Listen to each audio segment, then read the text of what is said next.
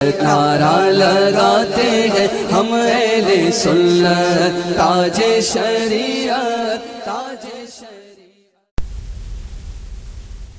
نحمده ونصلي على رسوله الكريم، اما بعد فاعوذ بالله من الشيطان الرجيم، بسم الله الرحمن الرحيم۔ ومن الناس من يقول آمنا بالله وباليوم الآخر وما هم بمؤمنين۔ صدق الله العلي العظيم وصدق رسوله النبي الأمين الكريم، ونحن على ذلك لمن الشاهدين والشاكرين والحمد لله رب العالمين۔ امام اہل سنن، فخر زمین و زمن، مجدد ملت ماضیہ، مؤید ملت طاہرہ، آیت من آیات اللہ، سرکار اعلی حضرت امام احمد رضا فاضل بریلوی رضی اللہ تعالیٰ عنہ فرماتے ہیں، سونا جنگل رات اندھیری چھائی بدلی کالی ہے۔ سونا جنگل رات اندھیری چھائی بدلی کالی ہے، سونے والوں جاگتے رہیو چوروں کی رکھوالی ہے۔ آنکھ سے کاجل صاف چورا لے یا وہ چور بلا کے ہیں، آنکھ سے کاجل صاف چورا لے یا وہ چور بلا کے ہیں، تیری گٹھری تاکی ہے اور تو نے نیند نکالی۔ سونا پاسے سونا بن ہے، سونا زہر اٹھ پیارے، تو کہتا ہے میٹھی نیند ہے، مت ہی تیری نرالی ہے۔ نہ جانا حضرت زاہد کے تسبیح و مصلی پر، نہ جانا حضرت زاہد کے تسبیح و مصلی پر، بڑے پہنچے ہوئے حضرت ان کو ہم سمجھتے ہیں۔ حضرات، آج کا یہ جلسہ جلسہ رد وہابیہ، کہہ دیجئے سبحان اللہ، زور سے کہہ دیجئے سبحان اللہ۔ میں سوچنے لگا کہ ہندوستان کے تقریباً بیشتر صوبوں میں رد وہابیہ کے فیضان سے مجھے تقریر کے لیے بلایا گیا، ایک سے ایک عاشقوں نے بلایا، دعوت تو انہوں نے دی بڑے تمطراق سے، مگر جب جلسے گاہ کے قریب پہنچے تو چپکے سے کان میں کہا کہ حضرت تھوڑا لحاظ فرمائیے، زیادہ کھل کے نہ بولیے گا، جھگڑے کا اندیشہ ہے، فساد کا اندیشہ ہے۔ کچھ لوگوں نے کہا چندہ کم ہو جائے گا، مدرسے کا جلسہ ہے، مدرسے کی آمدنی گھٹ جائے گی۔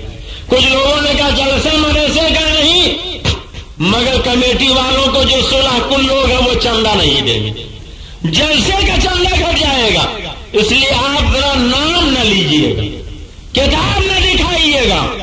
اکثر ہندوستان میں یہی ہوتا، مگر الحمدللہ لائق مبارکباد ہیں جالنا کے یہ سنی مسلمان کہ جنہوں نے پہلی مرتبہ جب دعوت دی، فون کیا تو جناب عبد الرحمان صاحب، مولانا سید جمیل صاحب رضوی اور ان کے احباب نے یہی کہا کہ آپ کو صرف رد وہابیہ کے لیے بلایا جا رہا ہے۔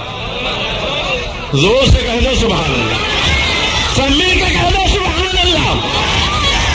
یہ رد وہابیہ کیا؟ امام اہل سنت سرکار اعلی حضرت مجدد دین و ملت ارشاد فرماتے ہیں، رد وہابیہ بارگاہ رسالت کا مخصوص عطیہ ہے، جس میں سرکار کی نظر عنایت ہوتی ہے، وہی نبی کے دشمنوں کا رد کرتا۔ اگر کوئی چاہے ہم رد کریں، رد نہیں کر سکتے۔ کوئی مقرر چاہے رد میں بولے، رد نہیں بول سکتا۔ کوئی چاہے ہم رد کروائیں، رد نہیں کروا سکتا۔ کوئی چاہے ہم رد پسند کریں، رد پسند نہیں کر سکتا، اس لیے کہ یہ نبی کی بارگاہ کا عطیہ ہے۔ میرے مدینے والے آقا جسے چاہیں گے وہی نبی کے دشمنوں کا رد کرے گا، نبی کے دشمنوں کا رد سنے گا، نبی کے دشمنوں کا رد پسند کرے گا۔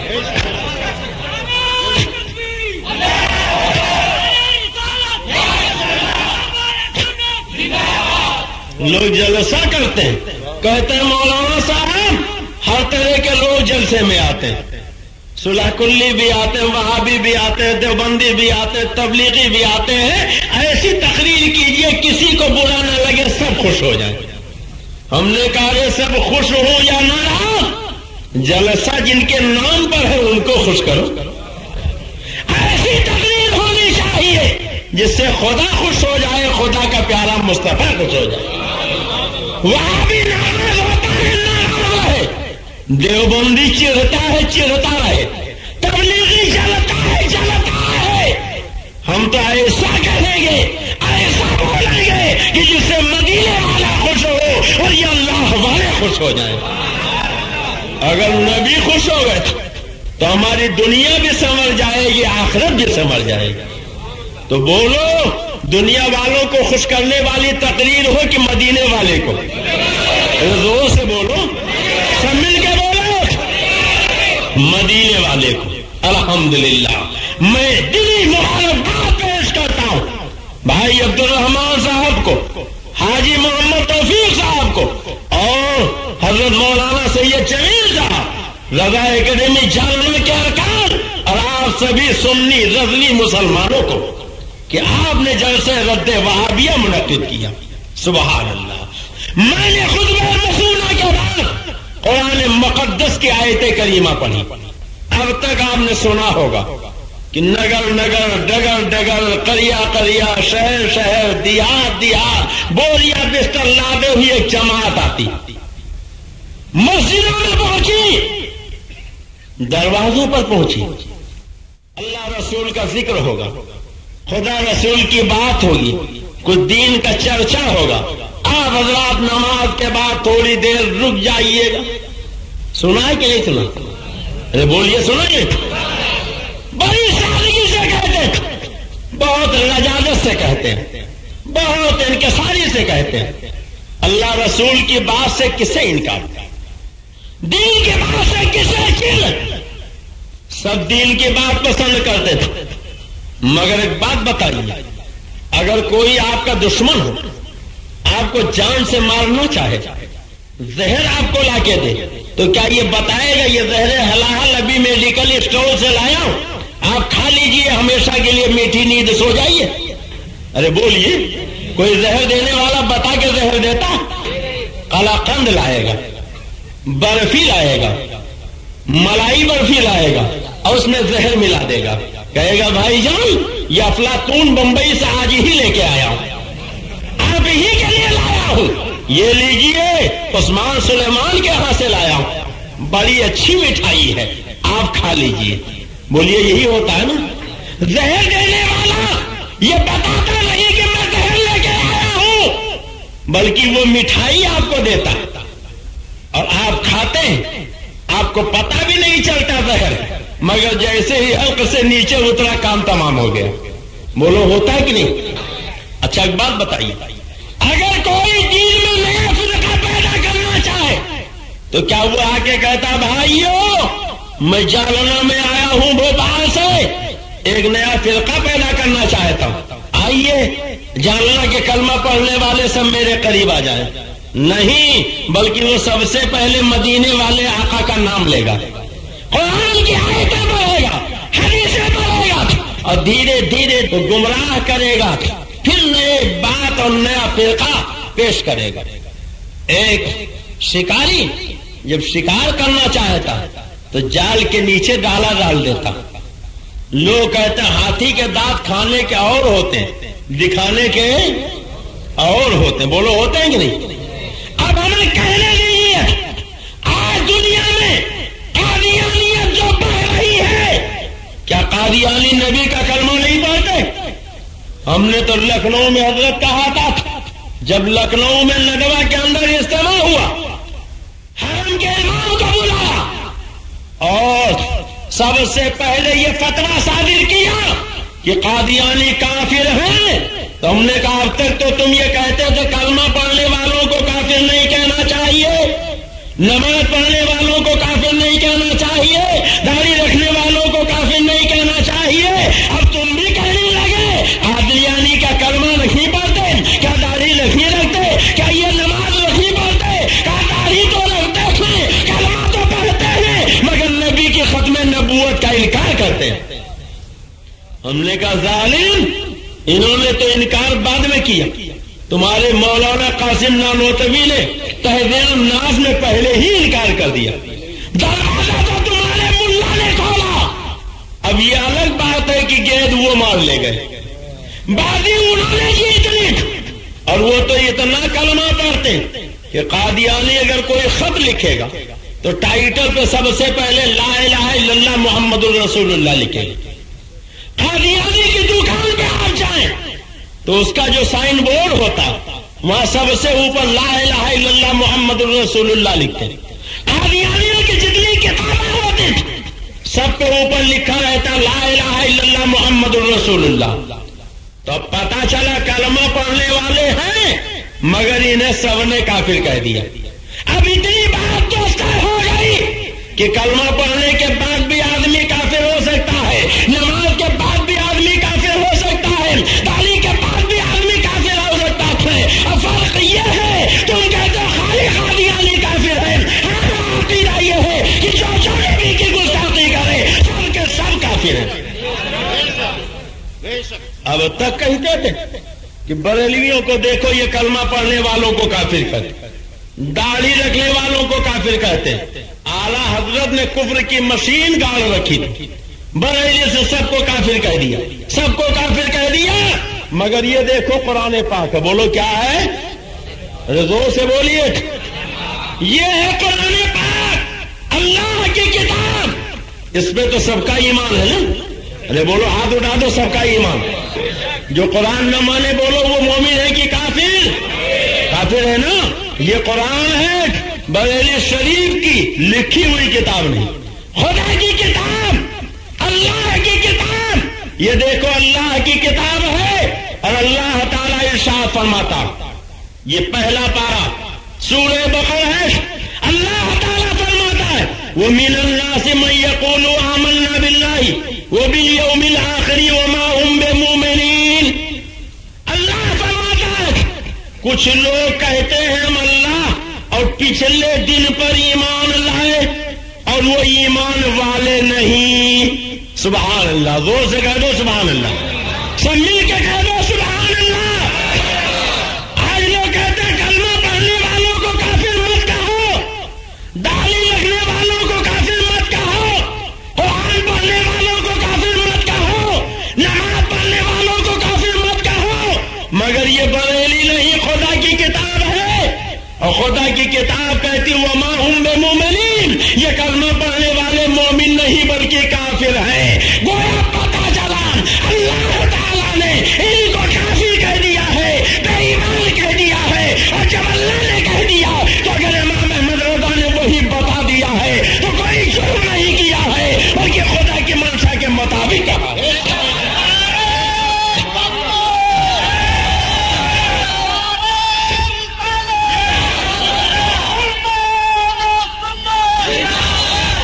حضرات, تبلیغی جماعت کا پورا حلیہ قرآن پاک کے انہی چند آیات میں آپ کے سامنے میں چاہتا ہوں کھول کے رکھ دوں, آپ دیکھیں. اللہ تعالیٰ فرماتا ہے وَمِنَ النَّاسِ مَن يَقُولُ آمَنَّا بِاللَّهِ وَبِالْيَوْمِ الْآخِرِ وَمَا هُمْ بِمُؤْمِنِينَ. کچھ لوگ کہتے ہیں ہم اللہ اور پچھلے دن پر ایمان لائے اور وہ ایمان والے نہیں. جب ایمان والے نہیں تو کیا ہیں, زور سے بولو کیا ہے, کافر. زور سے بولو کیا ہے, زور سے بولو کیا ہے, کافر. آگے اللہ فرماتا یخادعون اللہ والذین آمنوا وما یخدعون الا انفسهم وما یشعرون. اور یہ فریب دیا چاہتے ہیں اللہ اور ایمان والوں کو.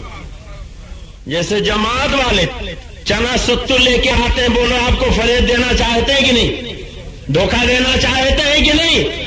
اللہ کہتا ہے یہ اللہ کو اور ایمان والوں کو فریب دینا چاہتے تھے, یہ فریب دیا چاہتے تھے اللہ اور ایمان والوں کو, اور حقیقت میں فریب نہیں دیتے مگر اپنی جانوں کو, اور انہیں شعور نہیں. یعنی اللہ کہتا ہے یہ تو چاہتے ہم سنیوں کو فریب دے دیں, مسلمانوں کو فریب دے دیں, ایمان والوں کو فریب دے دیں, مگر نہیں اللہ کو فریب دے سکتے ہیں, نہ ایمان والوں کو فریب دے سکتے ہیں. البتہ انہیں شعور ہی نہیں. فی قلوبہم مرض فزادہم اللہ مرضا. اللہ فرماتا ہے ان کے دلوں میں بیماری, نبی کے عداوت کی بیماری, رسول کے دشمنی کی بیماری, پیغمبر کے بغض کی بیماری. اللہ کہتا ہے ان کے دلوں میں بیماری ہے,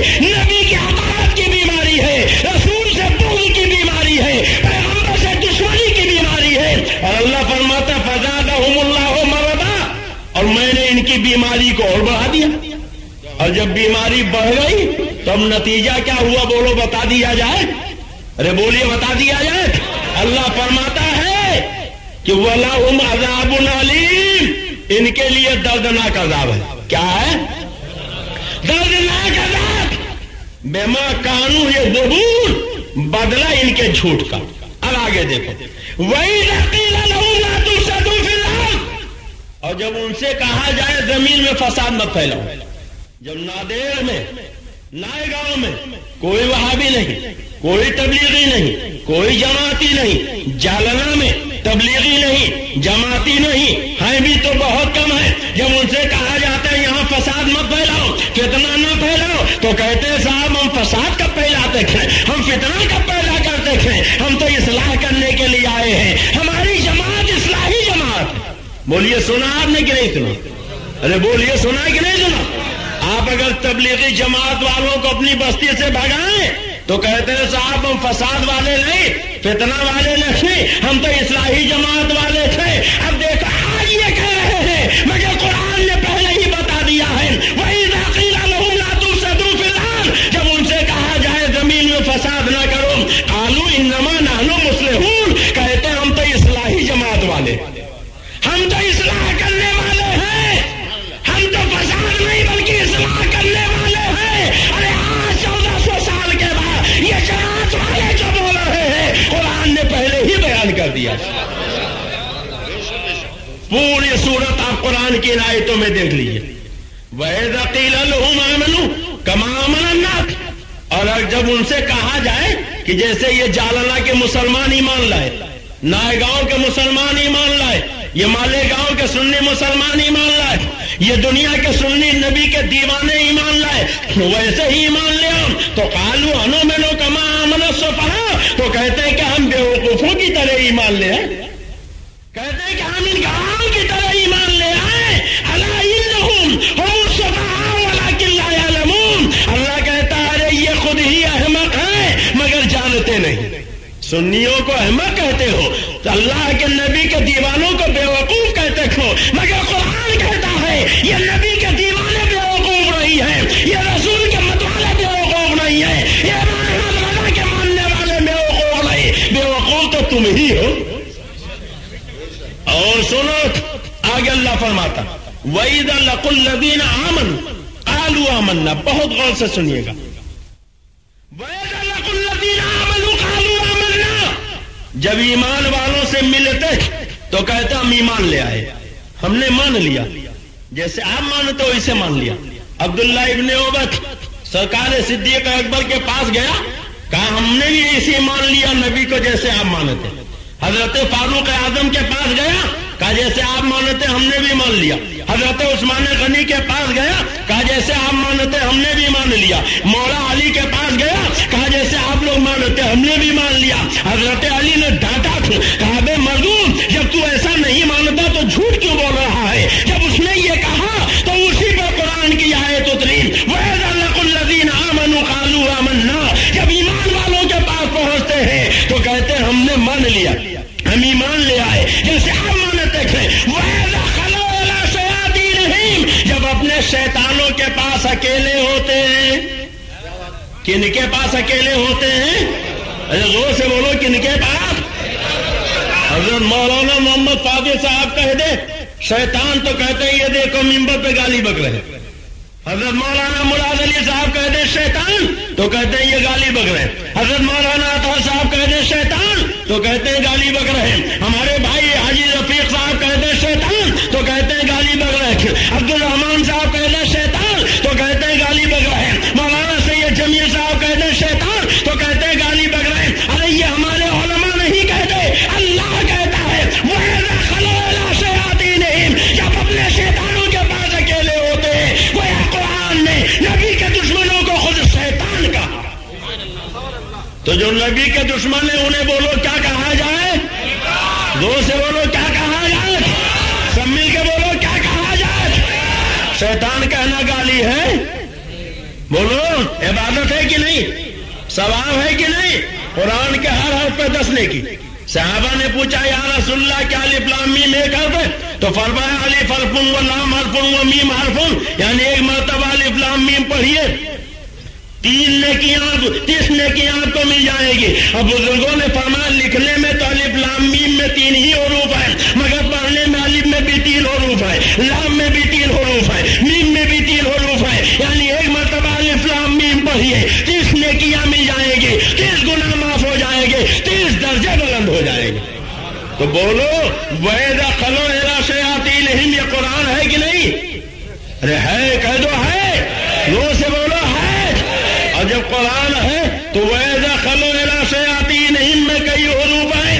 آپ نے ایک مرتبہ شیطان کہہ کے اگر یہ آیت پڑھ دی تو اب آپ کو کتنی نیکیاں مل گئی، کتنے گناہ معاف ہو گئے، کتنے درجے بلند ہو گئے۔ قرآن نے تو کہہ دیا ہے کہ نبی کے دشمنوں کو شیطان کہو، تمہارے گناہ معاف ہوں گے، تمہارے درجے بلند ہوں گے، تمہاری نیکیوں میں اضافہ ہوگا۔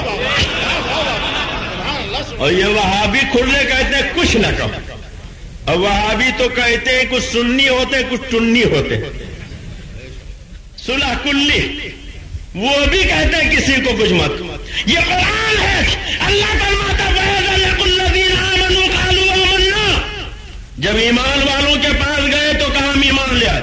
وَإِذَا خَلَوْا إِلَىٰ شَيَاطِينِهِمْ، جب اپنے شیطانوں کے پاس اکیلے ہوئے تو قَالُوا إِنَّا مَعَكُمْ إِنَّمَا نَحْنُ مُسْتَهْزِئُونَ، کہتے ہم تمہارے ساتھ ہیں، ہم تو ان سے مذاق کر رہے تھے، مولانا سید جمیل صاحب سے مذاق کر رہے تھے، حاجی توفیق صاحب سے مذاق کر رہے تھے، حاجی رفیق صاحب سے مذاق کر رہے تھے، مولانا فاضل صاحب سے مذاق کر رہے تھے، مولانا جمیل صاحب سے مذاق کر رہے تھے۔ قرآن نے یہ وہابیت نبی کے دشمنوں کی خصلت بیان کی ہے۔ ایمان والوں کے سامنے جائیں گے تو وہ میٹھی میٹھی بولی بولیں گے، اچھی اچھی باتیں کریں گے، پیاری پیاری باتیں کریں گے، اپنے شیطانوں کے پاس اکیلے ہوں گے، تب سے اگلیں گے۔ اور بالکل یہی حال تبلیغی جماعت کا، بولو ہے کہ نہیں ہے؟ ارے بولو ہے کہ نہیں ہے؟ تب بولو قرآن کی آیتیں آپ نے سن لی، تبلیغی جماعت کا چہرہ آپ نے دیکھ لیا، ارے بولو نظر آیا؟ تو تبلیغی جماعت والوں کے پیچھے نماز پڑھو گے؟ کتنے لوگ نہیں پڑھیں گے؟ ذرا ہاتھ اٹھا دیں، ماشاء اللہ، ذرا نعرہ لگائیے۔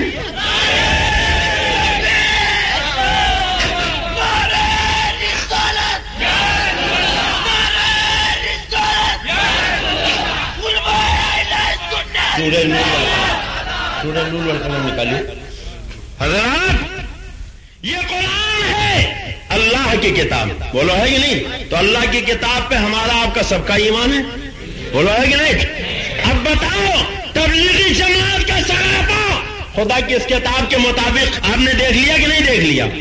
کہتے ہیں صاحب ہم تو کسی کو برا نہیں کہتے، ہم تو بس اللہ رسول کی بات کرنے آئے، کسی کو برا نہیں کہنا چاہیے۔ سنا آپ نے کہ نہیں سنا؟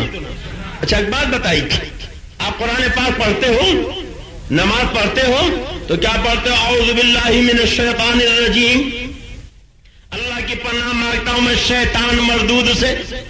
ابھی بسم اللہ الرحمن الرحیم پڑھ کر آپ نے اللہ کو رحمان الرحیم نہیں کہا، الحمد شریف پڑھ کر خدا کی حمد و ثنا نہیں بیان کی، پہلے ہی آپ کہہ رہے ہیں اعوذ باللہ من الشیطان الرجیم، اللہ کی پناہ مانگتا ہوں میں شیطان مردود سے۔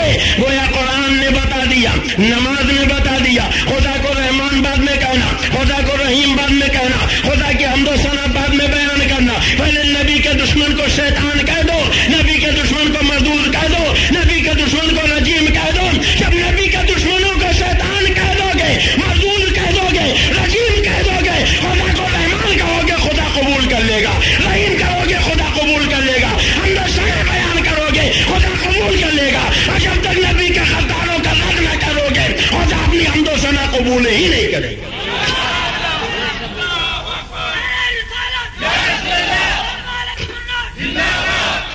تبلیغی جماعت والے کہتے ہیں ہم تو صاحب کسی کو برا نہیں کہتے، سنا کہ نہیں سنا؟ کتنے لوگوں نے سنا؟ ذرا ہاتھ اٹھا دیں، سب نے سنا۔ تبلیغی جماعت والے کہتے ہیں ہم کسی کو برا نہیں کہتے، مگر برا کہنا چاہیے کہ نہیں، یہ قرآن سے اگر اجازت دیجیے ثابت کر دوں۔ بولیے ثابت کر دوں؟ پہلے حوالہ سن لو، کتاب کا نام ہے تبلیغی نصاب۔ بعد فضائل درود صفحہ ہے 15 مولوی زکریا لکھتے ہیں کہ مولانا اشرف علی تھانوی نے لکھا جیسے حدیث پاک سے یہ معلوم ہوا کہ نبی کے شان عرف و اعلیٰ میں جو ایک مرتبہ درود بھیجے اللہ کی طرف سے اس پہ 10 رحمتیں نازل ہوتی. ایسے ہی قرآن سے معلوم ہوا کہ نبی کے شان عرف و اعلیٰ میں جو ایک مرتبہ توحید کرے اللہ کی طرف سے اس پہ 10 لعنتیں ہوتی. کتنی لعنتیں؟ زور سے بولو کتنی؟ اور دلیل پہ انہوں نے قرآن کے یہ سورہ نون والقلم کی آیتیں لکھی کہ ایک مرتبہ ولید ابن مغیرہ نے ہمارے تمہارے آقا کو مجنون کہہ دیا. معاذ اللہ. زور سے بولیے معاذ اللہ. جب اس نے مجنون کہا تو اللہ تعالیٰ نے اس کے 10 عیب گنائے. کتنے عیب گنائے؟ اور 10واں عیب کیا تھا؟ قرآن میں اتلم بعد ذالک ذنیم، اور اس پر ترا یہ کہ اس کی اصل میں خطا ہے. سبحان اللہ. زور سے کہہ دو سبحان اللہ. یہ ترجمہ تو سرکار اعلیٰ حضرت کا کہ نبی جس نے آپ کو مجنون کہا اس کی اصل میں خطا، مگر ان کا ترجمہ بتا دوں؟ بولیے بتا دوں. تبلیغی نصاب میں مولوی زکریا نے زنیم کا ترجمہ حرام زادہ کیا. یعنی اے محبوب جس نے آپ کو مجنون کہا ہے وہ حرام زادہ ہے. کیا ہے؟ بولو کیا ہے؟ حرام زادہ. حضرت لغت میں حرام زادہ کے ایک معنی ہوتے ہیں شریر کے بھی. یہ خدا کے شان کہ انہوں نے نمبر 1 لگا کے حاشیہ چڑھایا تبلیغ نصاب میں کہ یہ آیت ولید ابن مغیرہ کے حق میں نازل ہوئی جو زنا کے نطفے سے تھا. اب بولو جو زنا کے نطفے سے ہوگا وہ حرامی ہوگا کہ حلالی؟ ارے زور سے بولو، زور سے بولو. اب انہوں نے یہ حاشیہ لگا کے یہ بات ختم کر دی کہ کل وہ کہے صاحب حرام زادہ سے مراد شریر ہے، بلکہ خود ہی بتا دیا حرام زادہ سے مراد حرامی. یعنی یہ ولید ابن مغیرہ جس نے نبی کو مجنون کہا کیا ہے؟ اچھا جناب آپ نے محفل میں کہہ دیا، حضرت شیر سوار رحمت اللہ علیہ کے آستانے پہ کہہ دیا تو کل یہ وہابی کھرے کہیں گے عبد المصطفیٰ گالی بکوا رہا تھا. یہ گالی بک رہے تھے تو گالی گالی ہے، چاہے اردو میں ہو، چاہے عربی میں ہو، چاہے انگریزی میں ہو، چاہے فارسی میں ہو. بولو ہے کہ نہیں؟ اگر گالی نہیں تھی یہ علماء عربی جانتے ہیں، آپ کہیے یہ آپ کو عربی میں گالی دے، فارسی جانتے فارسی میں گالی دے، انگریزی جانتے انگریزی میں گالی دے، آپ مراٹھی جانتے ہو مراٹھی میں گالی دو. گالی گالی ہے، چاہے اردو میں ہو یا عربی میں، فارسی میں ہو یا انگریزی میں. اگر نبی کے دشمن کو حرامی کہنا گالی ہے تو عربی میں زنیم کہنا بھی گالی ہونا چاہیے. اور معاذ اللہ قرآن کو گالی کہو گے تو ایمان رہے گا؟ ارے بولو رہے گا؟ اور یہ قرآن کی آیت ہے اتلم بعد ذالک ذنیم. اے محبوب جس نے آپ کو مجنون کہا اس کی اصل میں خطا ہے اور ان کے ترجمے کے مطابق حرام زادہ. کیا ہے؟ بولو کیا ہے؟ اچھا جناب آپ قرآن کی آیت پڑھتے ہو، کتنے لوگ پڑھتے ہیں؟ ذرا ہاتھ اٹھا دیں. کچھ لوگ اٹھا رہے ہیں کچھ نہیں اٹھا رہے. کچھ لوگ شاید ہو سکتا ہے قرآن پڑھے نہ ہوں، تو اگر آپ نہیں پڑھتے ہو تو رمضان کے مہینے میں تراویح میں سنتے ہو کہ نہیں سنتے ہو؟ پوری دنیا میں قرآن پڑھا جاتا. یہ آیت جس میں نبی کے دشمن کو حرامی کہا گیا، بولو یہ چھوڑ دی جاتی کہ پڑھی جاتی؟ اگر وہ آبی کھرا یہ سوچے جس آیت میں نبی کے دشمن کو حرامی کہا گیا ہم پڑھیں گے تو کل یہاں کے کھرے کہیں گے یہ دیکھو مسجد میں گالی بک رہا تھا، لاؤ یہ آیت چھوڑ دیں. تو جتنے حافظ مسجد میں ہوں گے سب لقمہ دیں گے، کہیں گے حافظ صاحب وہ آیت پڑھیے ورنہ قرآن مکمل نہیں ہوگا. رمضان کا مہینہ ہے، دن بھر روزہ رہنے کے بعد تراویح کی نماز پڑھنے سب مسجد میں اکٹھا، محراب میں نیت باندھے امام کھڑا اللہ کی عبادت کر رہا، حالت نماز میں خدا کی بندگی میں مسجد کے محراب میں ایک نمازی نبی کے دشمن کو زنیم کہہ کے حرامی کہتا ہے. یہ گالی نہیں، خدا کی عبادت ہوتی. بولو ہے کہ نہیں؟ ارے بولو ہے کہ نہیں؟ تو گویا قرآن نے بتا دیا نبی کے دشمن کو حرامی کہو، یہ گالی نہیں خدا کی عبادت ہے۔ بولو ثواب ملے گا کہ نہیں ملے گا؟ ارے بولو ثواب ملے گا کہ نہیں ملے گا؟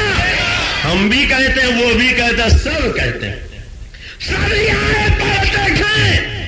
اور روایت بتاتی جب ولید ابن مغیرہ نے سنا تو تلوار ہاتھ میں لیا، گھر گیا، ماں سو رہی تھی، سینے پہ سوار کی۔ ماں نے آنکھ کھولی، کیا ہے بیٹے؟ کہا ماں میں نے نبی کو مجنون کہا تھا، قرآن نے میرے 10 عیب گنائے، 9 تو جانتا ہوں میرے ہی ہے، 10واں بھی یقین میرا ہوگا، مگر تجھ سے تصدیق کرانے آیا۔ اور روایت بتاتی جب ولید ابن مغیرہ نے سنا تو تلوار ہاتھ میں لیا، گھر گیا، ماں سو رہی تھی، سینے پہ سوار کی۔ ماں نے آنکھ کھولی، کیا ہے بیٹے؟ کہا ماں میں نے نبی کو مجنون کہا تھا، قرآن نے میرے 10 عیب گنائے، 9 تو جانتا ہوں میرے ہی ہے، 10واں بھی یقین میرا ہوگا، مگر تجھ سے تصدیق کرانے آیا۔ ماں نے پوچھا ہوا کیا؟ کہا قرآن نے میرے بارے میں کہا کہ اس کا نطفہ صحیح نہیں، اور یہ تو ہی بتایا ہی۔ تو ماں نے کہا ارے بیٹے اگر نطفہ صحیح ہوتا تو ماں کے سینے پہ سوار ہی نہ ہوتا، تجھے اسی سے جان لینا چاہیے، تیرا نطفہ صحیح نہیں ہے۔ کہا مگر ماں ایسا ہوا کیوں؟ کہا تیرا باپ نامرد تھا، دولت بہت تھی، میں نے سوچا یہ دولت غیروں کے ہاتھ میں چلی جائے گی، اس لیے ایک رات میں نے چپکے سے چرواہے کو بلا لیا تھا، اور تو اسی کے نطفے سے ہے، ہمیں کہنے دیجیے، قرآن کا آئینہ نبی کے غداروں کو دکھا دیجیے، نبی کی توہین وہی کرے گا جو کسی چرواہے کے نطفے سے ہوگا، کسی کسیارے کے نطفے سے ہوگا، اگر اپنے باپ کا ہوگا۔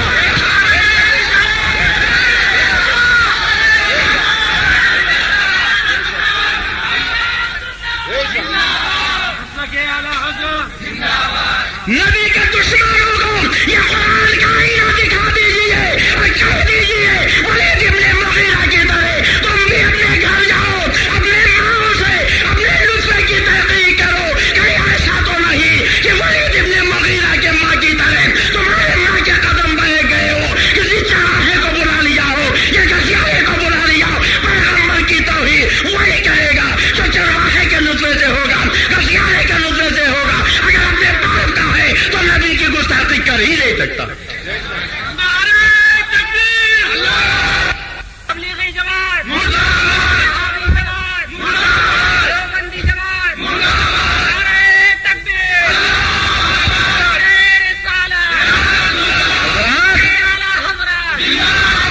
اب آپ بولو نبی کے غداروں کو برا کہنا چاہیے کہ نہیں؟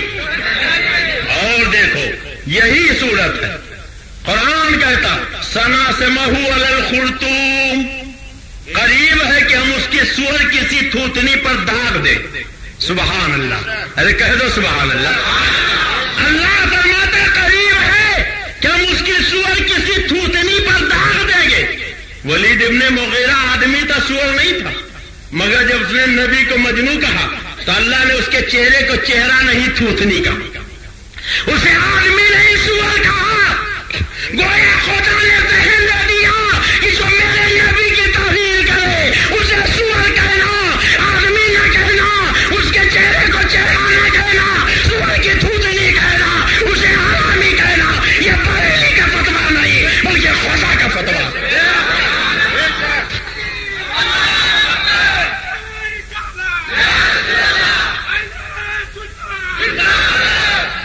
حضرات بولو یہ خدا کی کتاب ہے کہ نہیں؟ سنا آپ نے کہ نہیں سنا؟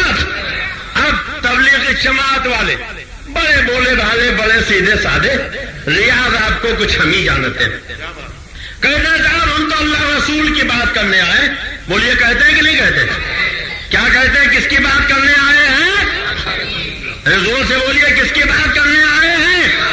کہتے ہیں صاحب اللہ رسول کی بات کرنے آئے ہیں، مگر یہ کتاب ہے مولانا الیاس ان کی دینی دعوت، کتاب نکال لی میاں ندوی نے، اور اس کتاب کا صفحہ ہے 234۔ کون سا صفحہ ہے؟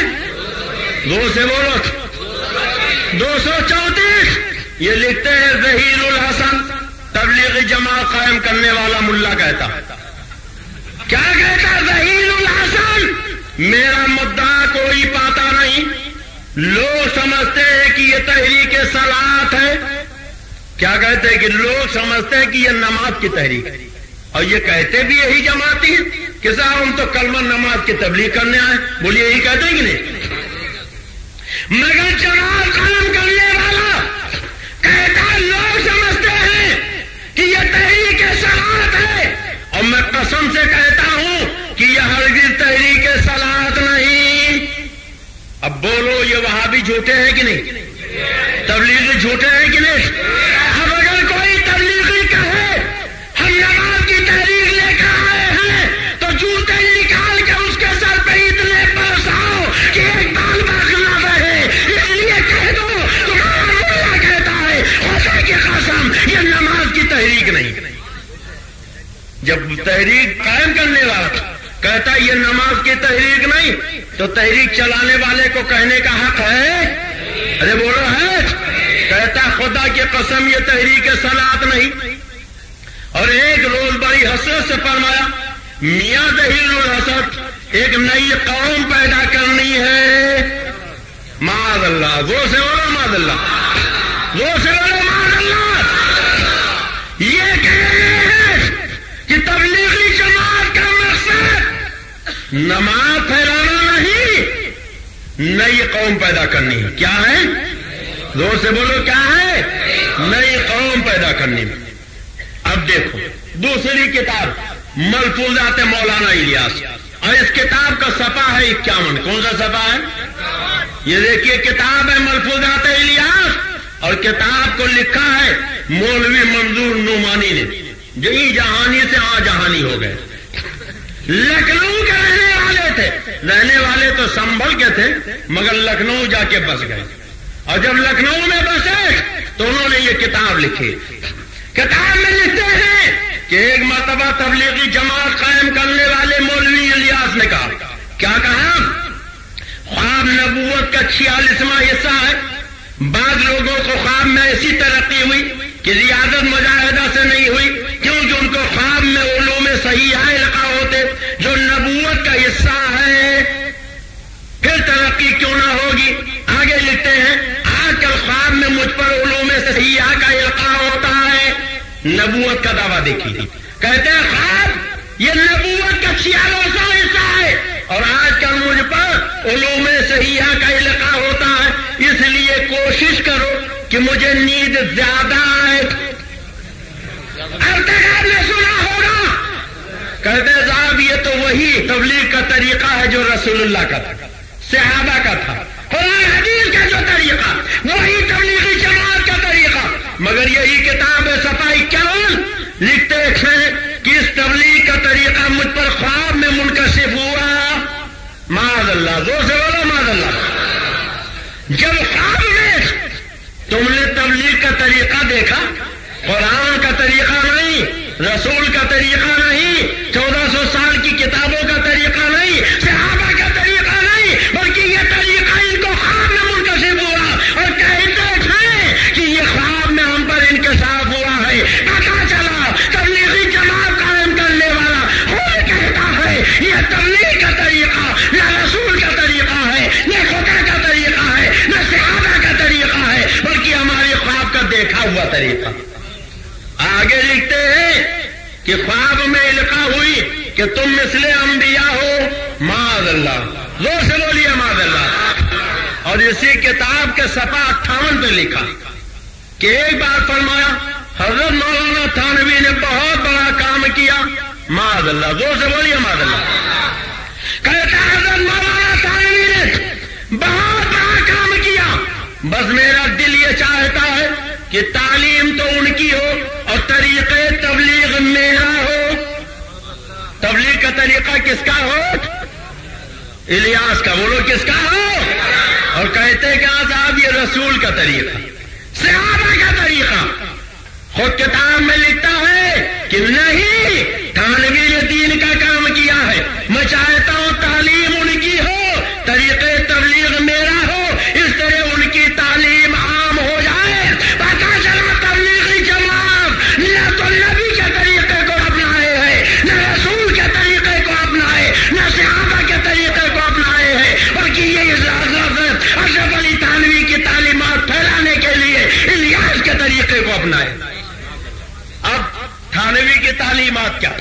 اجازت دیجیے تو بتا دوں. بولیے بتا دوں. ابھی میں اڑیسہ گیا تھا برہمپور ایک جگہ, اور برہمپور پہنچا, وہاں کے لوگوں نے بلایا.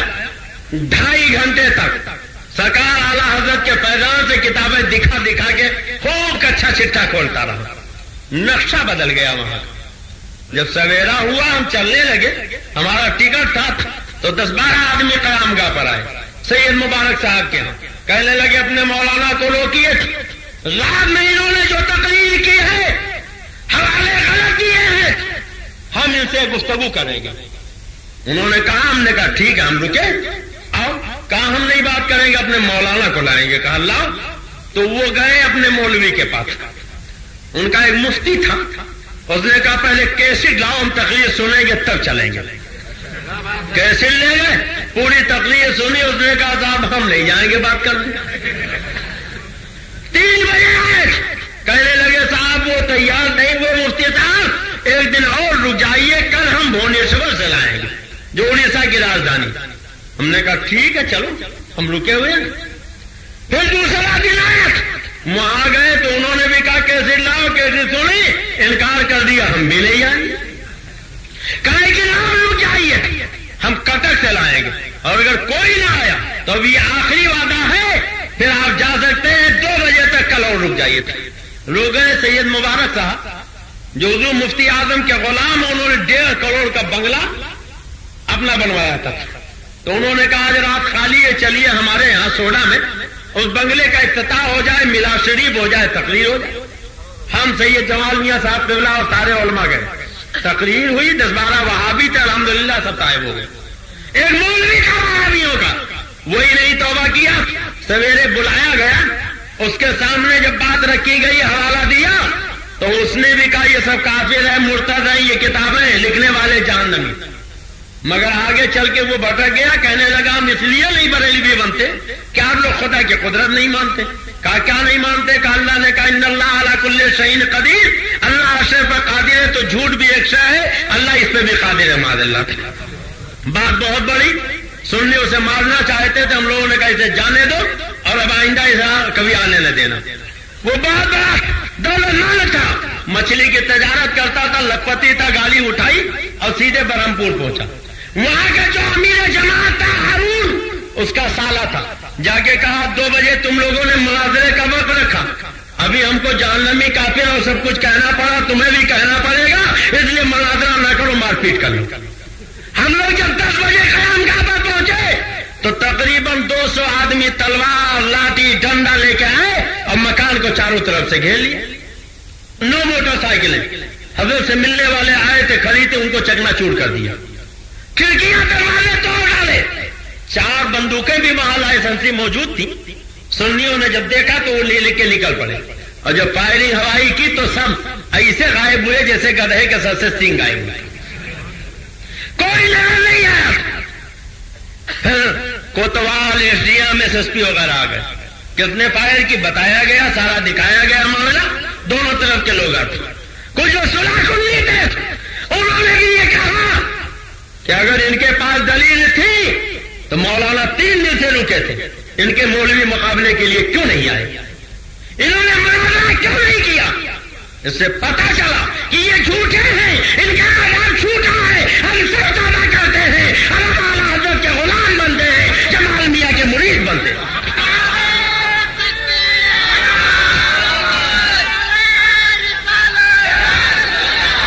تو حضرات دھوکہ دیتے, کہتے ہیں صاحب ہم تو اللہ رسول کی بات کرنے آئے.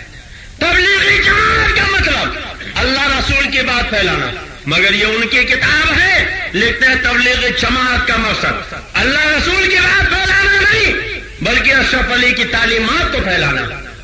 اور طریقہ تبلیغ نبی کا نہیں, صحابہ کا نہیں, بلکہ لکھتے ہیں تعلیم تو اشرف علی کی ہو اور طریقہ تبلیغ میرا الیاس قادلوی کا.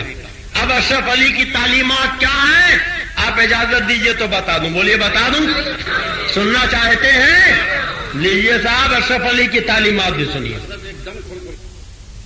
دیوبندی تبلیغی جماعت کی حقیقت بے نقاب کرنے والی بہترین اردو کتابیں یہ ہیں. خوابوں کی بارات، جا الحق، تبلیغی جماعت حقائق و معلومات کے اجالے میں۔ اردو اور ہندی دونوں زبانوں میں یہ کتابیں دستیاب ہیں۔ تبلیغی جماعت احادیث کی روشنی میں، تمہید ایمان، تبلیغی جماعت کا فریب، بد مذہبوں سے رشتے، جان ایمان۔ دیوبندی تبلیغی جماعت کی اصلیت ظاہر کرنے والی لاجواب کیسٹیں یہ ہیں: زلزلہ، تبلیغی جماعت کا آپریشن، باطل کی پہچان، کیوں نہیں ہوتے مسلمان ایک، وطن کے غدار کون، تبلیغی جماعت کا بھیانک چہرہ، جنتی کون، عقائد باطلہ۔ ان تمام کیسٹوں اور کتابوں کے لیے مکتبہ رضا 26 کامبیکر اسٹریٹ بمبئی نمبر 3 سے رابطہ کریں۔ اب اشرف علی کی تعلیمات کیا ہیں؟ آپ اجازت دیجئے تو بتا دوں۔ بولیے بتا دوں؟ سننا چاہتے ہیں؟ لیجئے صاحب، اشرف علی کی تعلیمات بھی سنیے۔ یہ دیکھیے جناب تھانوی جی کی کتاب ہے اشرف السمانے۔ کیا نام ہے اس کا؟ زور سے بولیے۔ اشرف السمانے، اس میں تھانوی جی کے سمانے حیات لکھی گئی۔ آپ دیکھیں اس کتاب کا صفحہ 76۔ کون سا صفحہ ہے؟ زور سے بولیے۔ صفحہ 76 لکھتے ہیں ایک مرتبہ جودھ پور میں جلسہ تھا، یہ راجستھان کا شہر ہے۔ چونکہ دیوبندیوں کو لوگ عموماً وہابی کہتے تھے، اس لیے اپنے موافقین میں سے خیر خان نے کہا کہ مصلحت یہ ہے کہ یہاں بعد میں حضرت امام اعظم ابو حنیفہ کے فضائل بیان کیے جائیں۔ پتا چلا یہ مکاری میں کچھ فضیلت بیان کرتے ہیں۔ آگے لکھا ایک مرتبہ دارالعلوم دیوبند کے بڑے جلسے میں دستار بندی کا جلسہ تھا۔ بعض حضرات اکابر نے ارشاد فرمایا کہ اپنی جماعت کی مصلحت کے لیے، حضور کی محبت میں نہیں بلکہ اپنی جماعت کی مصلحت کے لیے حضور سرور عالم صلی اللہ علیہ وسلم کے فضائل بیان کیے جائیں تاکہ اپنے مجمع پر جو وہابیت کا شبہ ہے وہ دور ہو۔ یہ موقع بھی اچھا ہے کیونکہ اس وقت مختلف طبقات کے لوگ موجود ہیں۔ حضرت والا نے بات عرض کیا کہ اس کے لیے روایات کی ضرورت ہے، اب وہ روایات مجھ کو مستحضر نہیں سمجھا۔ دیوبند کا جلسہ تھا، لوگوں نے کہا حضرت لوگ ہم کو وہابی کہتے ہیں رسول کی فضیلت یہ نہیں بیان کرتے، تو آج موقع اچھا ہے آپ نبی کی فضیلت کی ایک دو روایت بیان کر دیجئے۔ تو تھانوی جی کہتے ہیں رسول کی فضیلت بیان کرنے کے لیے روایت یاد ہونا چاہیے، اور مجھے نبی کے فضیلت کی کوئی روایت یاد نہیں۔ معاذ اللہ۔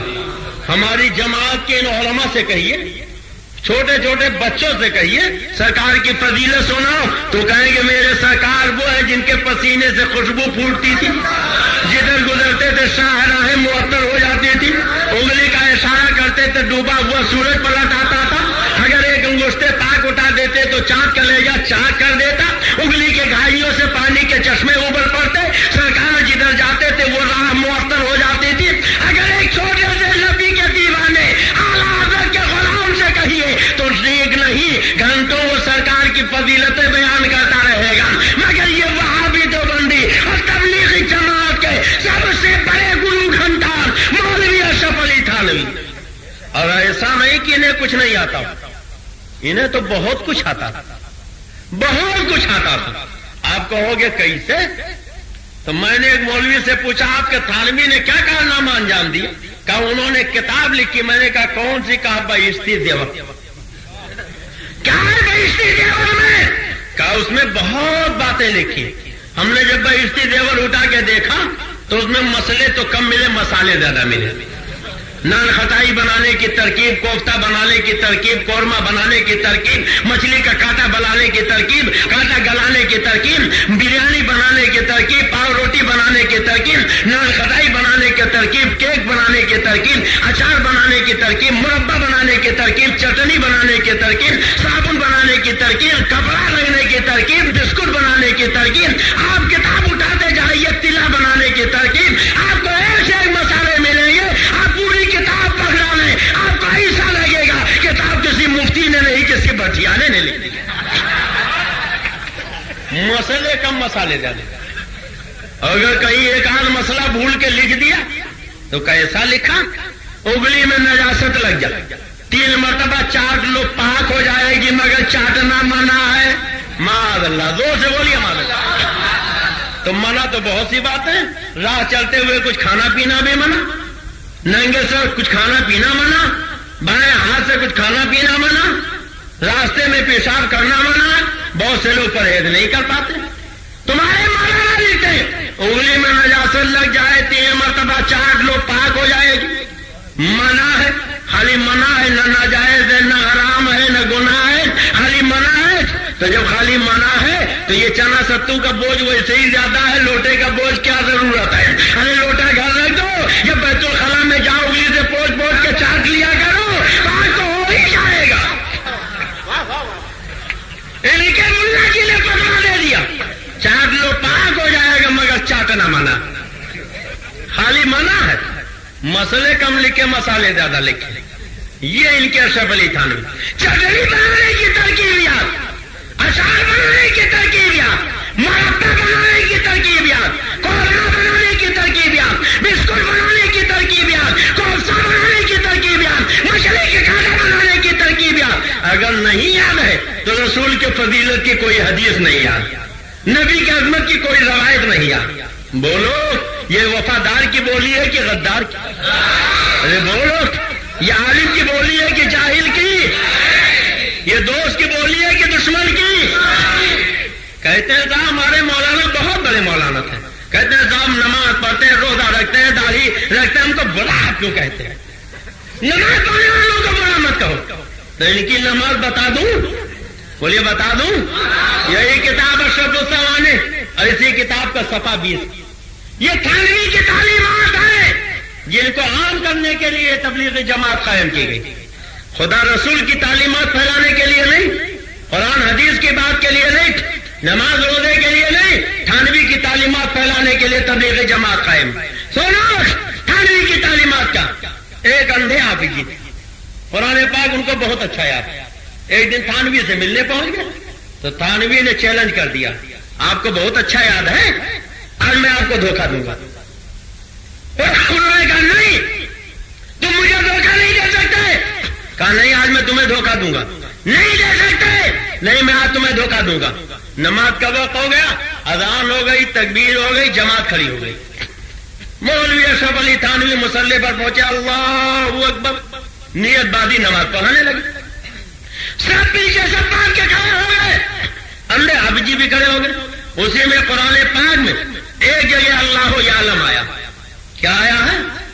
اور جب اللہ یعلم آیا تو تھانوی جی پڑھتے پڑھتے بڑے زور سے کہا اللہ, اور جیسے اتنا کہہ کے انہوں نے لہرایا تو اندھے حافظ جی یہ سمجھے کہ یہ رکوع میں جا رہے ہیں, جڑ سے رکوع میں چلے گئے. اور جب اندھے حافظ یہ رکوع میں چلے گئے تو یہ دیکھیے اب آگے جب انہوں نے اللہ کہا اس قدر بڑھا کر پڑھا جیسے رکوع میں جا رہے ہو, اور تکبیر یعنی اللہ اکبر کہنے والے ہو, بس حافظ جی یہ سمجھ کر کہ رکوع میں جا رہے ہیں فوراً رکوع میں چلے گئے. ادھر حضرت والا نے آگے قرأ شروع کر دی, یا علم ما تعمل. اب ادھر حافظ جی تو رکوع میں پہنچے, ادھر قرأ شروع ہو گئی. فوراً ہی حافظ جی سیدھے ہو کر کھڑے ہوئے, اس پر حضرت والا کو بے اختیار ہنسی آ گئی. معاذ اللہ, زور سے بولو معاذ اللہ. جب دھوکہ دینے میں کامیاب ہو گئے تو ظاہر ہے کوئی آدمی اپنے مقصد میں کامیاب ہوتا تو ہنسی آ ہی جاتی ہے. ہنسی آ گئی اور کہتے ہیں قیقام مار کر ہنس پڑے. اللہ کی عبادت کر رہے تھے, نماز پڑھ رہے تھے, دھوکہ دینے میں کامیاب ہوئے تو ہنسی آ گئی. اور خالی یوں ہی نہیں کہ ذرا سا مسکرائے ہوں, لکھتے ٹھٹھا مار کر ہنس پڑے. ہنسی سے اس قدر مغلوب ہوئے کہ نماز توڑ کر الگ ہو گئے. حضرت والا کے والد ماجد بھی علیحدہ پلنگ پہ بیٹھے ہوئے قرآن شریف سن رہے تھے. انہوں نے سبق پوچھا. جب حضرت والا نے واقعہ بیان کیا تو باوجود متانت کے انہیں بھی ہنسی آ گئی. یعنی ابا حضور جو یہ سنا کہ میرا بیٹا دھوکہ دینے میں کامیاب ہو گیا تو ڈانٹنا چاہیے, بے مردود, اللہ کی عبادت کو مذاق بنا لیا, نماز کو مذاق بنا لیا, خدا کی بندگی کو مذاق بنا لیا, مگر ڈانٹنے کے بجائے خوش رہے. بارے میرے بیٹے کتنا اچھا کارنامہ انجام دیا ہے. اب آئے کہنے دو یہ وہابیوں کا مولوی ہے, نیت باندھی دھوکہ دینے کے لیے, نماز پڑھائی دھوکہ دینے کے لیے, امامت کی دھوکہ دینے کے لیے. اور جب دھوکہ دینے میں کامیاب ہو گیا تو کہاں کی نماز, کیسی عبادت, کیسی تلاوت, کیسا قرآن کا پڑھنا, سب چھوڑ کر الگ ہو گئے. کام مار کر ہنسنے لگے.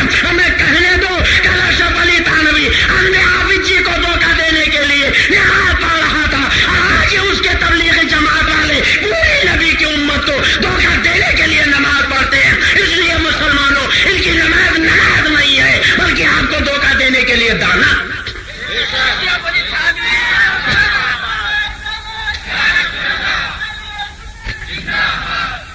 یہ ہے ان کی نماز.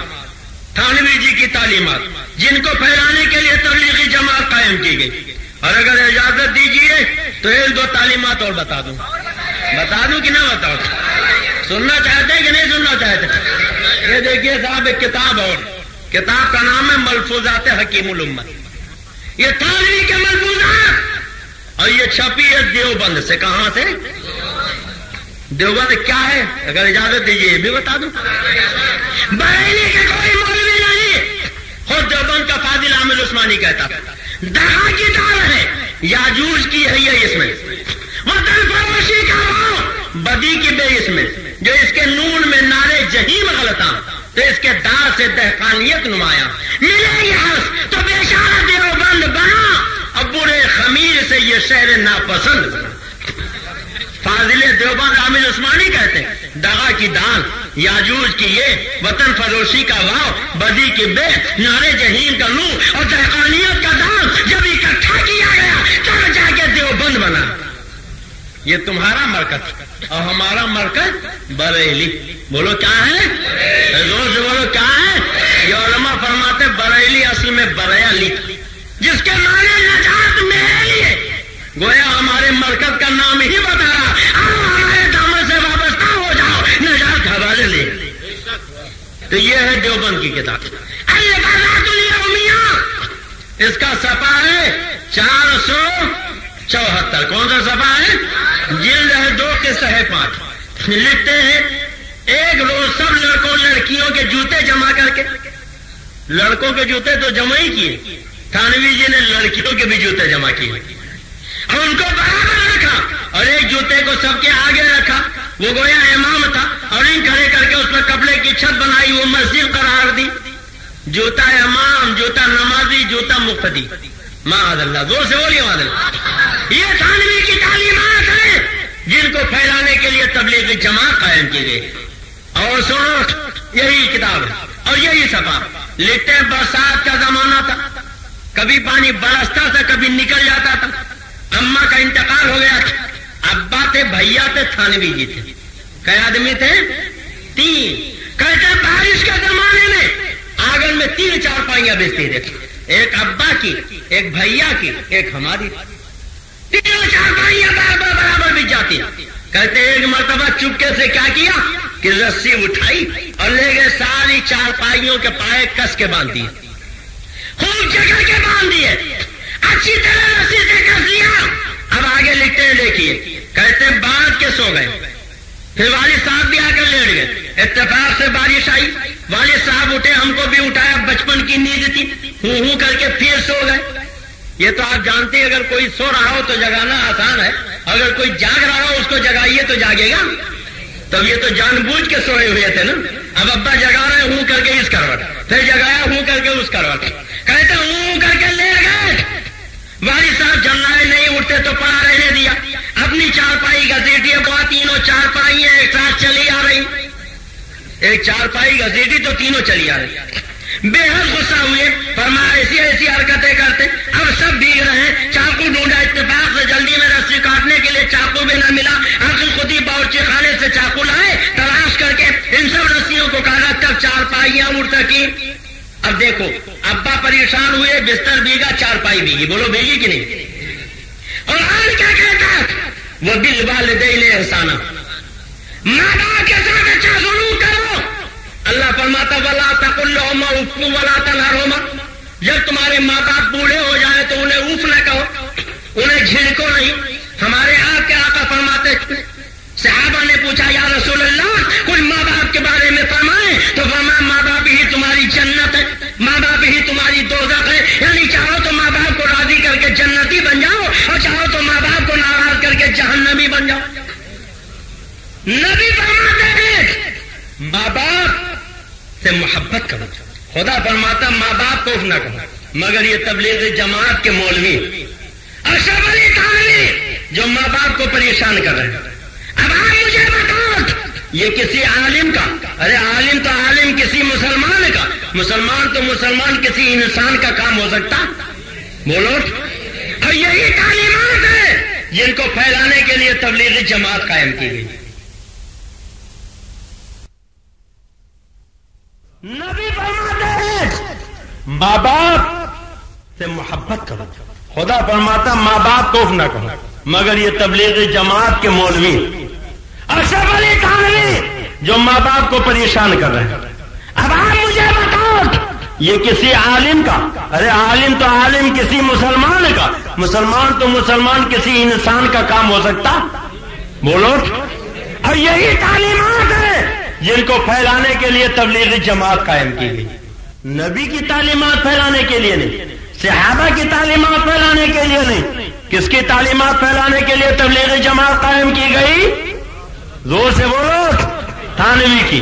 اگر اجازت دیجیے ایک تعلیم اور بتا دوں. بولیے بتاؤ. یہی کتاب ہے.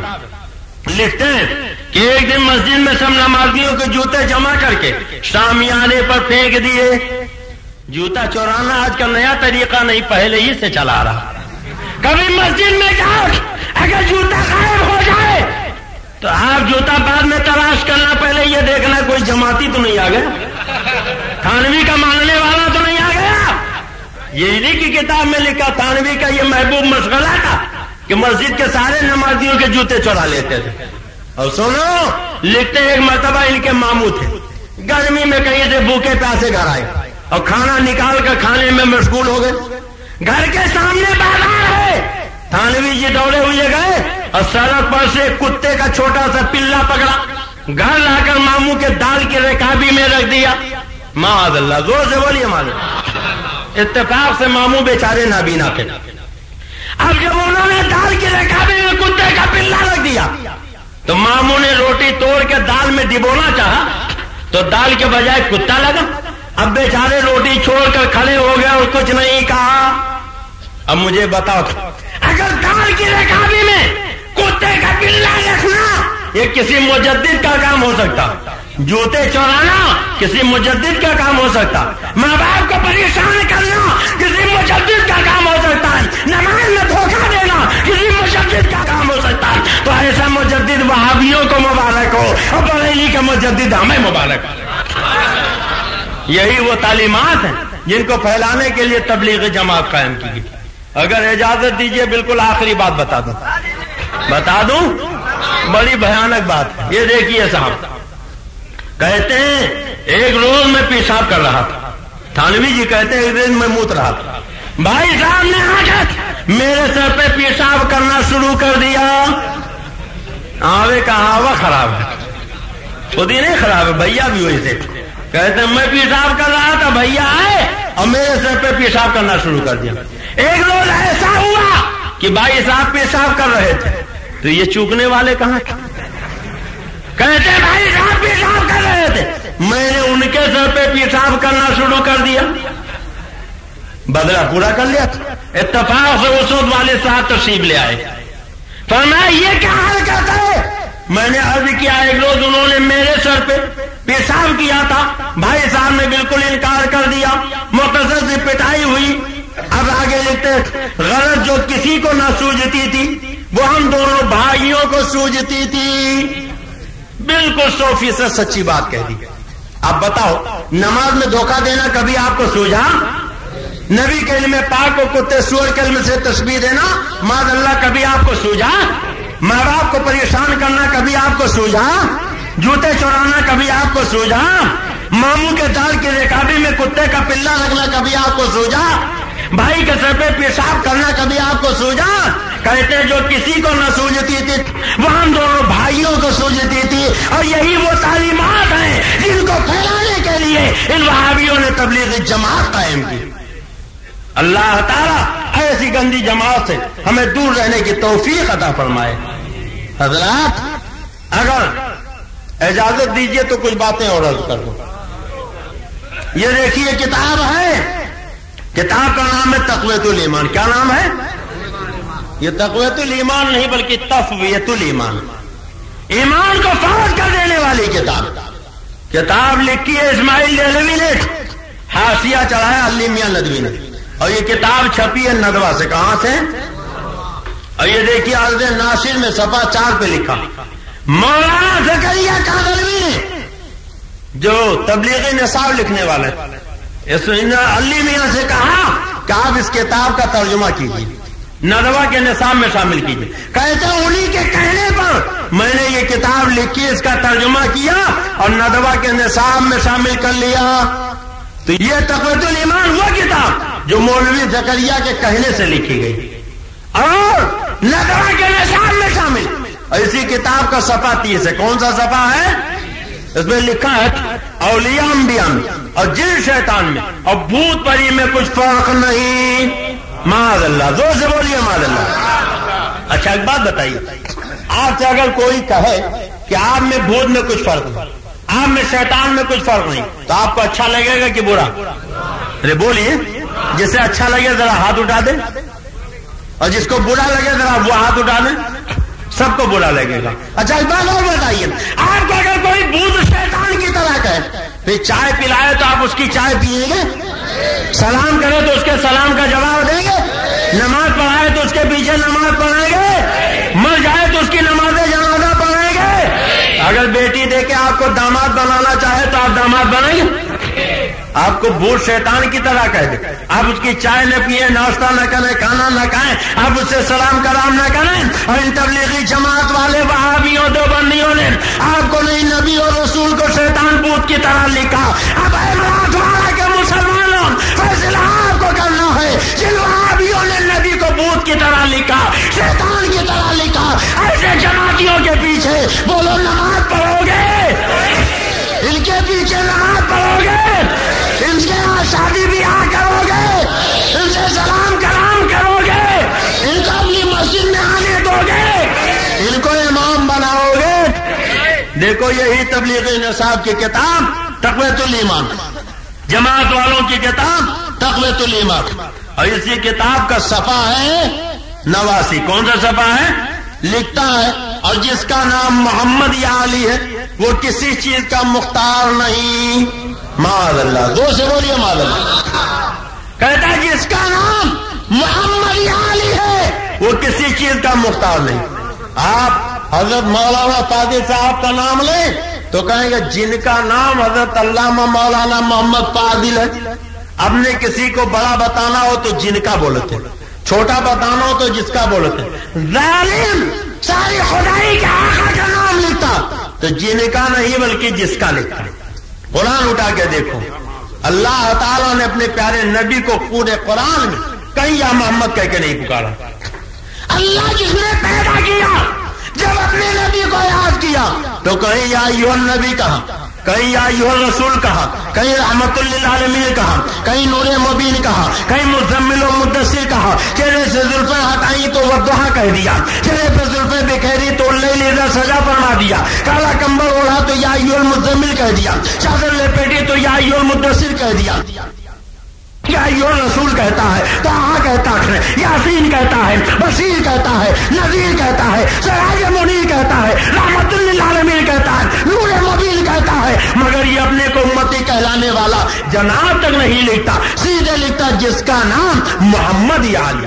معاذ اللہ، زور سے بولو معاذ اللہ. نام کے پہلے جناب تک، نام کے بعد بھی کچھ نہیں لکھا، سیدھے لکھا جس کا نام محمد یا علی. حضرت دیکھیں 1000 بار بسویم دہن دے مشک غلام ہنود نام تو گفتن کمالے بے ادبی. یا رسول اللہ اگر 1000 مرتبہ مشک غلام سے کلیاں کریں آپ کا نام لے پھر بھی بے ادبی. اور یہ وہابی کھلا نام کے پہلے جناب تک نہیں لکھے. ہو سکتا ہے کل کوئی جماعت یہ کہے ہم لوگ خالی اللہ کی تعریف کرتے ہو، کسی کی تعریف نہیں کرتے. تو دھوکے میں مت رہیے گا.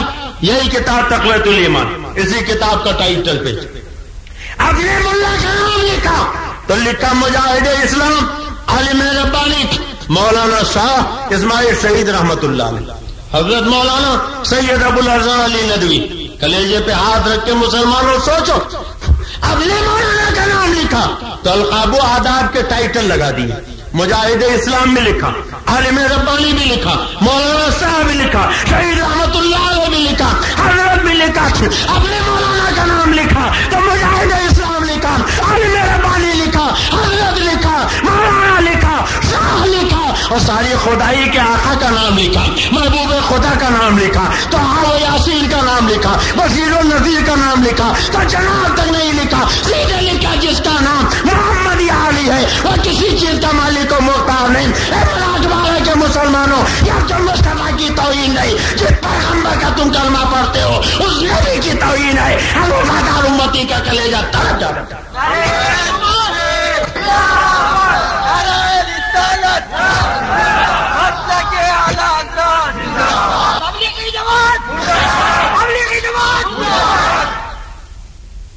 اسلامیہ کیسٹ کمپنی مالیگاؤں کی جانب سے عقائد و اعمال کو سنوارنے والی بہترین کیسٹ ہے۔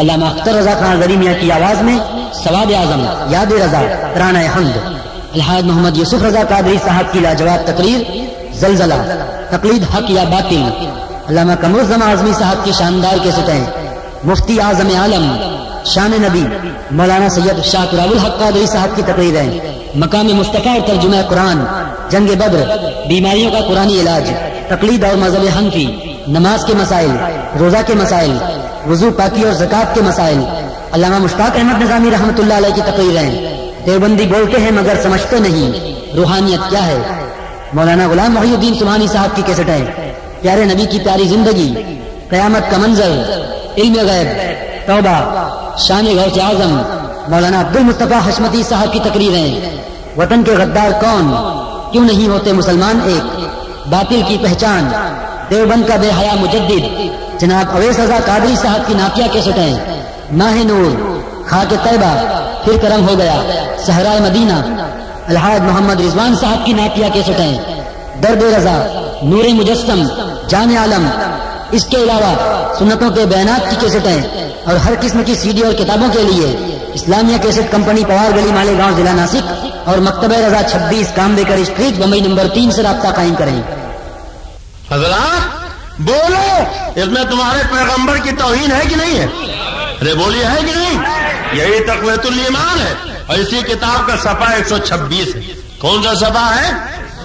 یہ دیکھیے لکھا، سارا کاروبار جہان کا اللہ ہی کے چاہنے سے ہوتا ہے، رسول کے چاہنے سے کچھ نہیں ہوتا۔ معاذ اللہ، زور سے بولیے معاذ اللہ، سب مل کے بولیے معاذ اللہ۔ اور ہمارے سرکار اعلی حضرت کیا کہتے ہیں؟ امام اس کو محبت کیا کہتے ہیں؟ کون اعلی؟ مانا عرب نے تجھ کو یہ گانا، گایا آجم نے تیرا ترانہ، کہہ دو سبحان اللہ۔ مانا عرب نے تجھ کو یہ گانا، گایا آجم نے تیرا ترانہ، اور مانے ہے تجھ کو سارا زمانہ، ہم یہ سنت اعلی حضرت۔ کون اعلی حضرت؟ وہ اعلی حضرت کہ چیر پڑے چوٹی کے محاورے، آگے ہر ایک کے جبڑے، چیر پڑے چوٹی کے محاورے، آگے ہر ایک کے جبڑے، خنجر حق کا خوب چلایا، ہم یہ سنت اعلی حضرت۔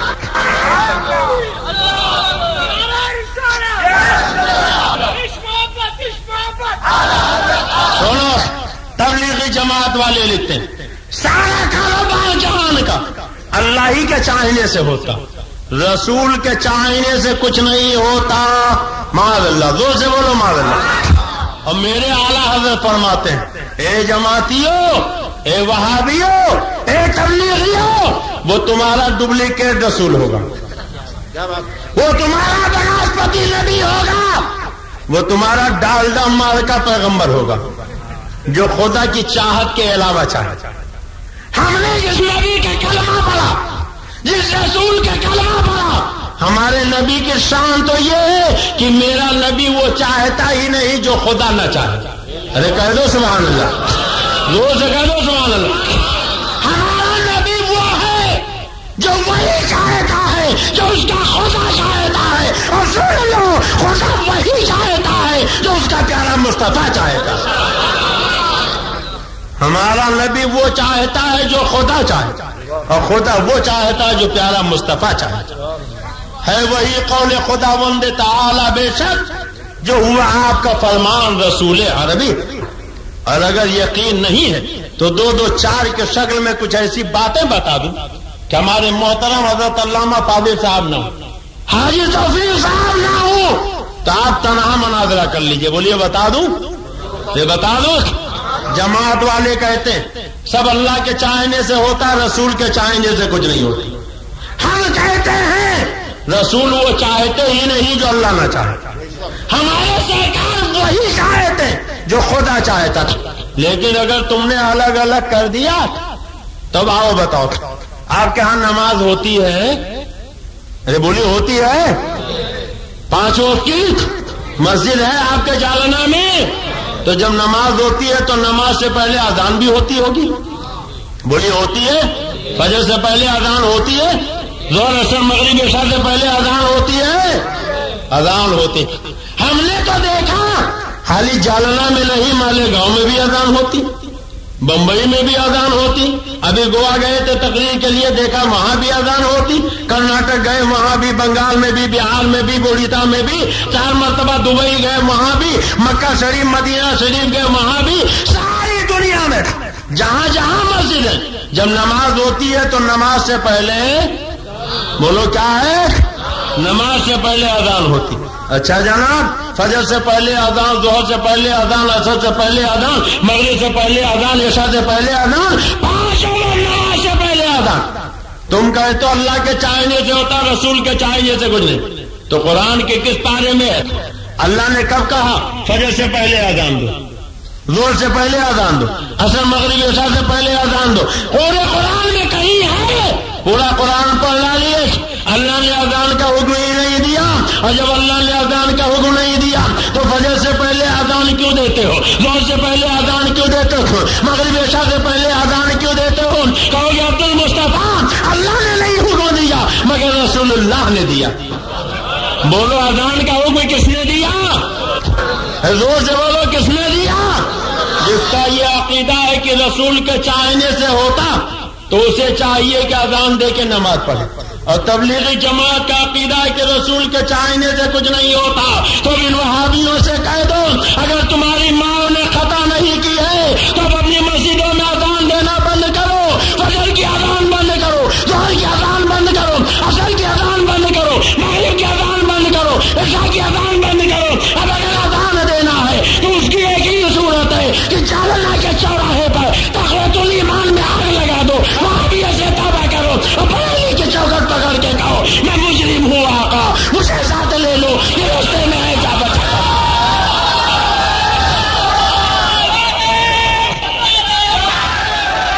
اگر اذان دینی ہے تو وہاں بھی ایسے توبہ کرنی پڑے گی, تبلیغ سے توبہ کرنی پڑے گی, تقویت الایمان میں آگ لگانی پڑے گی, بریلی کی چوکٹ پکڑ کے کہنا پڑے گا میں مجرم ہوں آقا مجھے ساتھ لے لو, یہ راستے میں ہے جا بجا تھانے والے.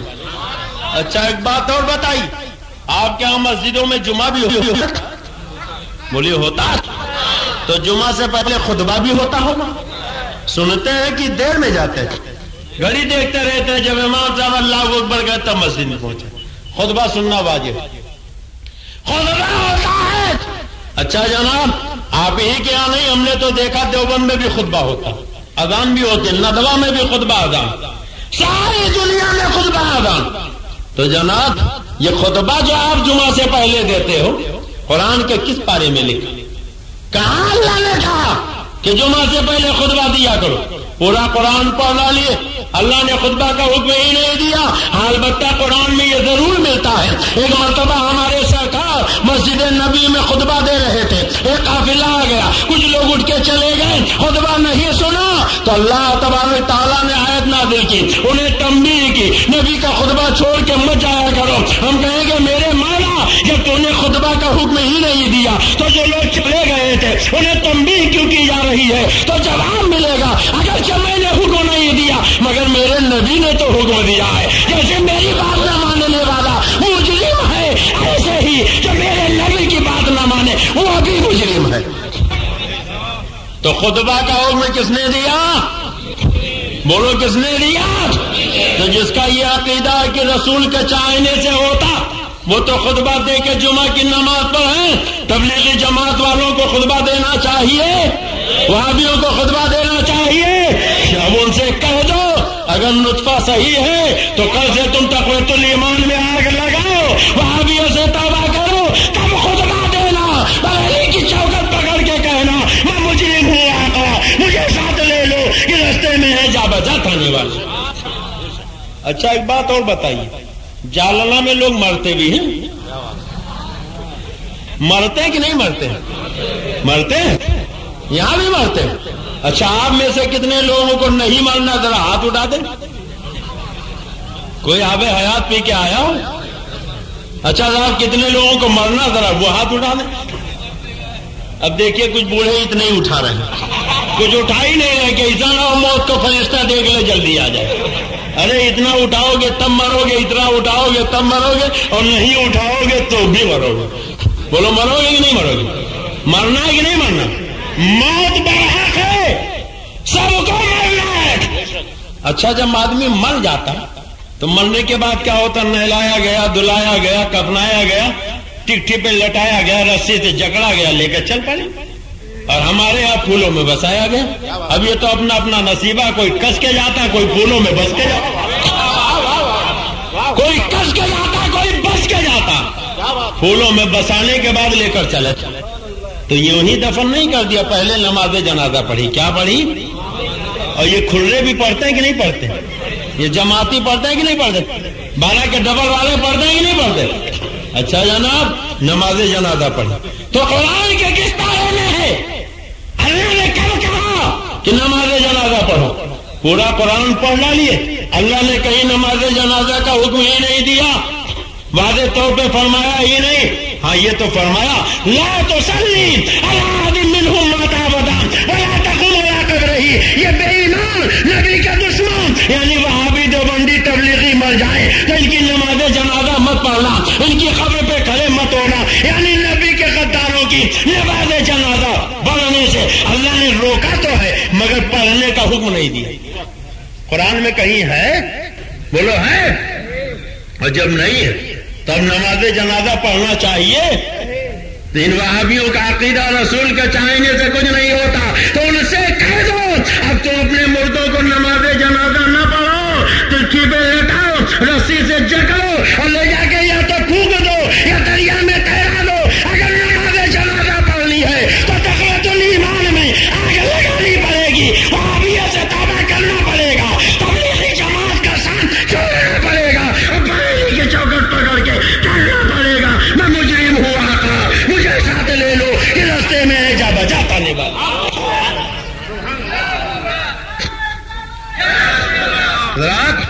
بمبئی کا ایک لکھپتی سیٹ بیٹا جوان ہو گیا، شادی کا ارادہ ہوا، بڑے کروفہ سے بارات سجائی۔ جب بارات لے کے پہنچا تو اتفاق سے 12 کا ڈبل آ گیا نکاح پڑھنے والا۔ صحرا دیکھا تو جلب ان کے کباب ہو گئے۔ کہا پہلے یہ صحرا اتارو تب نکاح پڑھائیں گے۔ کہا بہنوں نے بڑی محبت سے گودا، بیلے کا پھول ہے، جوہی کا پھول ہے، چبیلی کا پھول ہے، چمپا کا پھول ہے، سوسن کا پھول ہے، یاسمن ہے، نرگس ہے، نشترن ہے، پھولوں کا راجا گلاب۔ پھول اچھا ہوتا ہے، کیوں نہیں پڑھاتے؟ کہا کیا رسول اللہ نے 5000 کا صحرا پہنا تھا؟ صدیق اکبر نے پہنا تھا، فاروق اعظم نے پہنا تھا، جب کسی نے نہیں پہنا تو یہ شرک ہے، بدعت ہے، اتارو تب نکاح پڑھائیں گے ورنہ نہیں پڑھائیں گے۔ مجبور ہو گیا، اتار دیا، نکاح ہو گیا۔ نکاح کے بعد کہا بھائی چلنا چاہیے؟ کہا جائیے۔ پھر کچھ دیر کے بعد پہلو بدلا، کہا اجازت دیجیے۔ کہا کون آپ کو روک رہا؟ پھر کچھ دیر کے بعد کہا دولہا کے ابا کہاں؟ کہا دولہا کے ابا کو کیا کہیں گے؟ کہا جانا چاہتے ہیں تو کیا ان کے کندھے پہ سوار ہو کے جائیں؟ کہا لوگ سمجھتے کیوں نہیں؟ کہا ہم آپ سے زیادہ سمجھتے۔ کہا کیا سمجھتے؟ کہا کیا سمجھانا چاہتے؟ کہا بھائی ہم نے نکاح پڑھایا، وہ 500 روپے نکاح پڑھائی کے نہیں ملے، کیسے چلا جاؤں؟ کہا بے مردود، کیا رسول اللہ نے نکاح پڑھا کے 500 روپے نکاح پڑھائی کے لیے؟ کیا صدیق اکبر نے 500 روپے نکاح پڑھائی کے لیے تھے؟ اگر 5000 کا صحرا شرک تھا تو یہ 500 روپیہ کب سے سنت ہو گیا؟ چلا جاؤ، نہیں اتنے جوتے ماریں گے کہ سر پہ ایک بات سلامت نہیں رہے گا۔ کہہ رہے آپ سمجھتے نہیں؟ کہا کیا بات؟ کہا یہ تو خوشی کا معاملہ ہے، خوشی کا۔ کہا مردود، اگر یہ 500 روپے خوشی کے ہیں تو میرے بیٹے کا صحرا کیا تیرے باپ کے 40ویں کا تھا؟ کیا وہ خوشی کا نہیں تھا؟ چلے جاؤ ورنہ سر پہ ایک بات سلامت نہیں رہے گی۔ اذان نبی کے چاہنے سے دی جاتی ہے، خطبہ نبی کے چاہنے سے پڑھا جاتا تھا، نماز جنازہ نبی کے کہنے تو پڑھی جاتی ہے۔ اور میں تو کہتا ہوں نماز بھی نہیں پڑھ سکتے، اللہ نے کہہ دیا اقیموا الصلاۃ، نماز قائم کرو، کب پڑھو اللہ نے نہیں کہا, کتنی پڑھو اللہ نے نہیں کہا, کیسے پڑھو اللہ نے نہیں کہا. مولا تو نے کہہ دیا نماز پڑھو, مکمل طریقہ کیوں نہیں بتا دیا؟ تو جواب ملے گا 14ویں صدی میں کچھ ایسے کھرے پیدا ہونے والے جو کہیں گے رسول کے چاہنے سے کچھ نہیں ہوتا, تو میں نے تو صرف اتنا چاہا نماز پڑھو. اب کیسے پڑھو؟ جیسے میرے نبی چاہے ویسے پڑھو. کتنی پڑھو؟ جتنا میرے نبی چاہے اتنی پڑھو. کب پڑھو؟ جب میرا نبی چاہے تب پڑھو. کیا کیا پڑھو؟ جو میرا نبی چاہے وہ پڑھو. ہمیں کہنے دو, اگر نبی کی چاہت چھوڑ دو گے تو 2 رکعت نماز بھی نہیں پڑھ سکتے.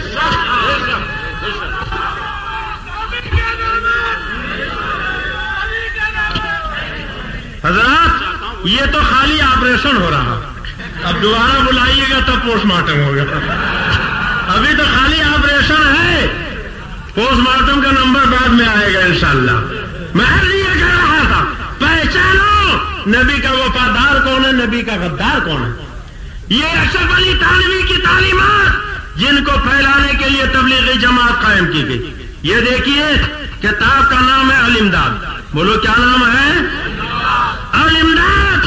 یہ رسالہ دیوبند سے چھپا اور اس رسالے میں لکھا ہے کہ ایک مرتبہ تھانوی کے ایک مرید نے نیند میں پڑھا لا الہ الا اللہ اشرف علی رسول اللہ معاذ اللہ, اور جب جاگ گیا تو اس نے سوچا کلمہ غلط پڑھ گیا, لاؤ پھر سے صحیح پڑھیں. تو جاگنے کے بعد بھی پڑھتا لا الہ الا اللہ اشرف علی رسول اللہ.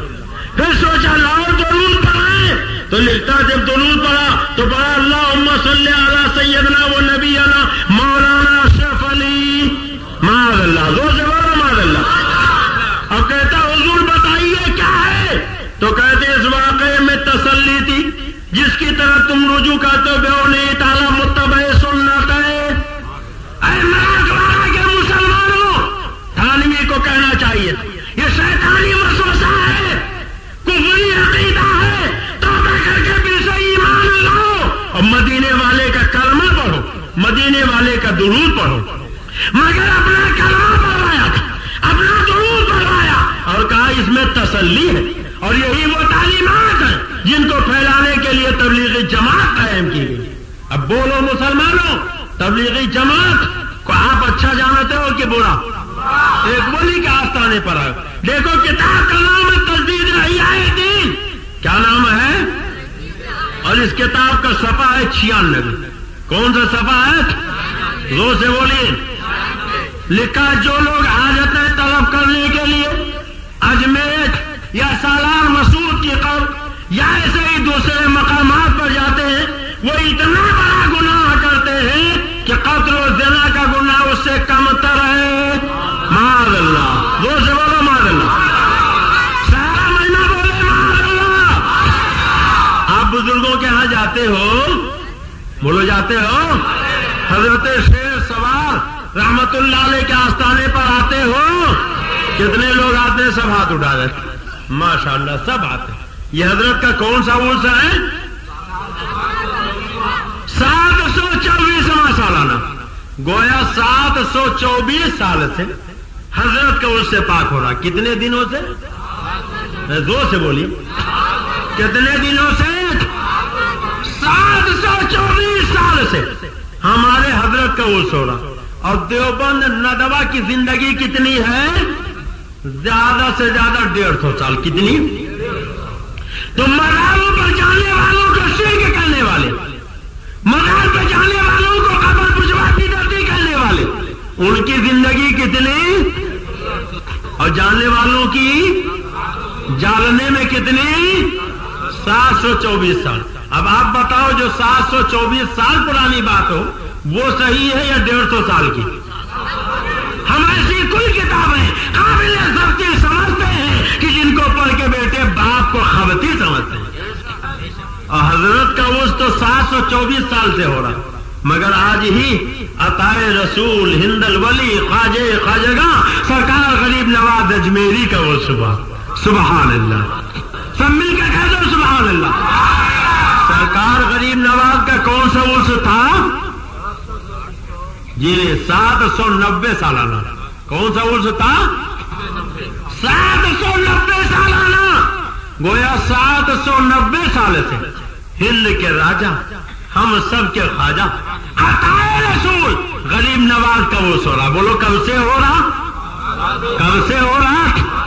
بریلی شریف کو 100 سال, دیوبند کو 150 سال, اور خواجہ کا مرد کتنے دنوں سے کہتے ہیں بریلی کے اعلیٰ حضرت نے بدعت رائج کی.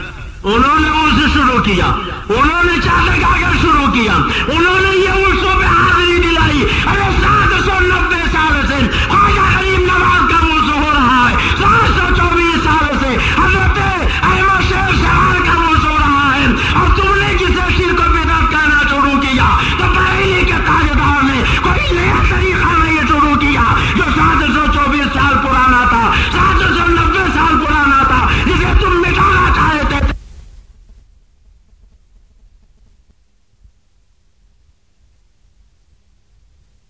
کہتے ہیں بریلی کے اعلیٰ حضرت نے بدعت رائج کی, انہوں نے عرص شروع کیا, انہوں نے چادر کاغذ شروع کیا, انہوں نے یہ عرصوں پہ حاضری دلائی. ارے 790 سال سے خواجہ غریب نواز کا عرص ہو رہا ہے, 724 سال سے حضرت احمد شیر سوار کا عرص ہو رہا ہے, اور تم نے جسے شرک و بدعت کہنا شروع کیا تو بریلی کے تاجدار نے کوئی نیا طریقہ نہیں شروع کیا جو 724 سال پرانا تھا, 790 سال پرانا تھا, جسے تم مٹانا چاہتے تھے.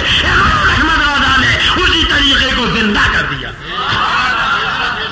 اعلیٰ حضرت کا مسلک نیا مسلک نہیں.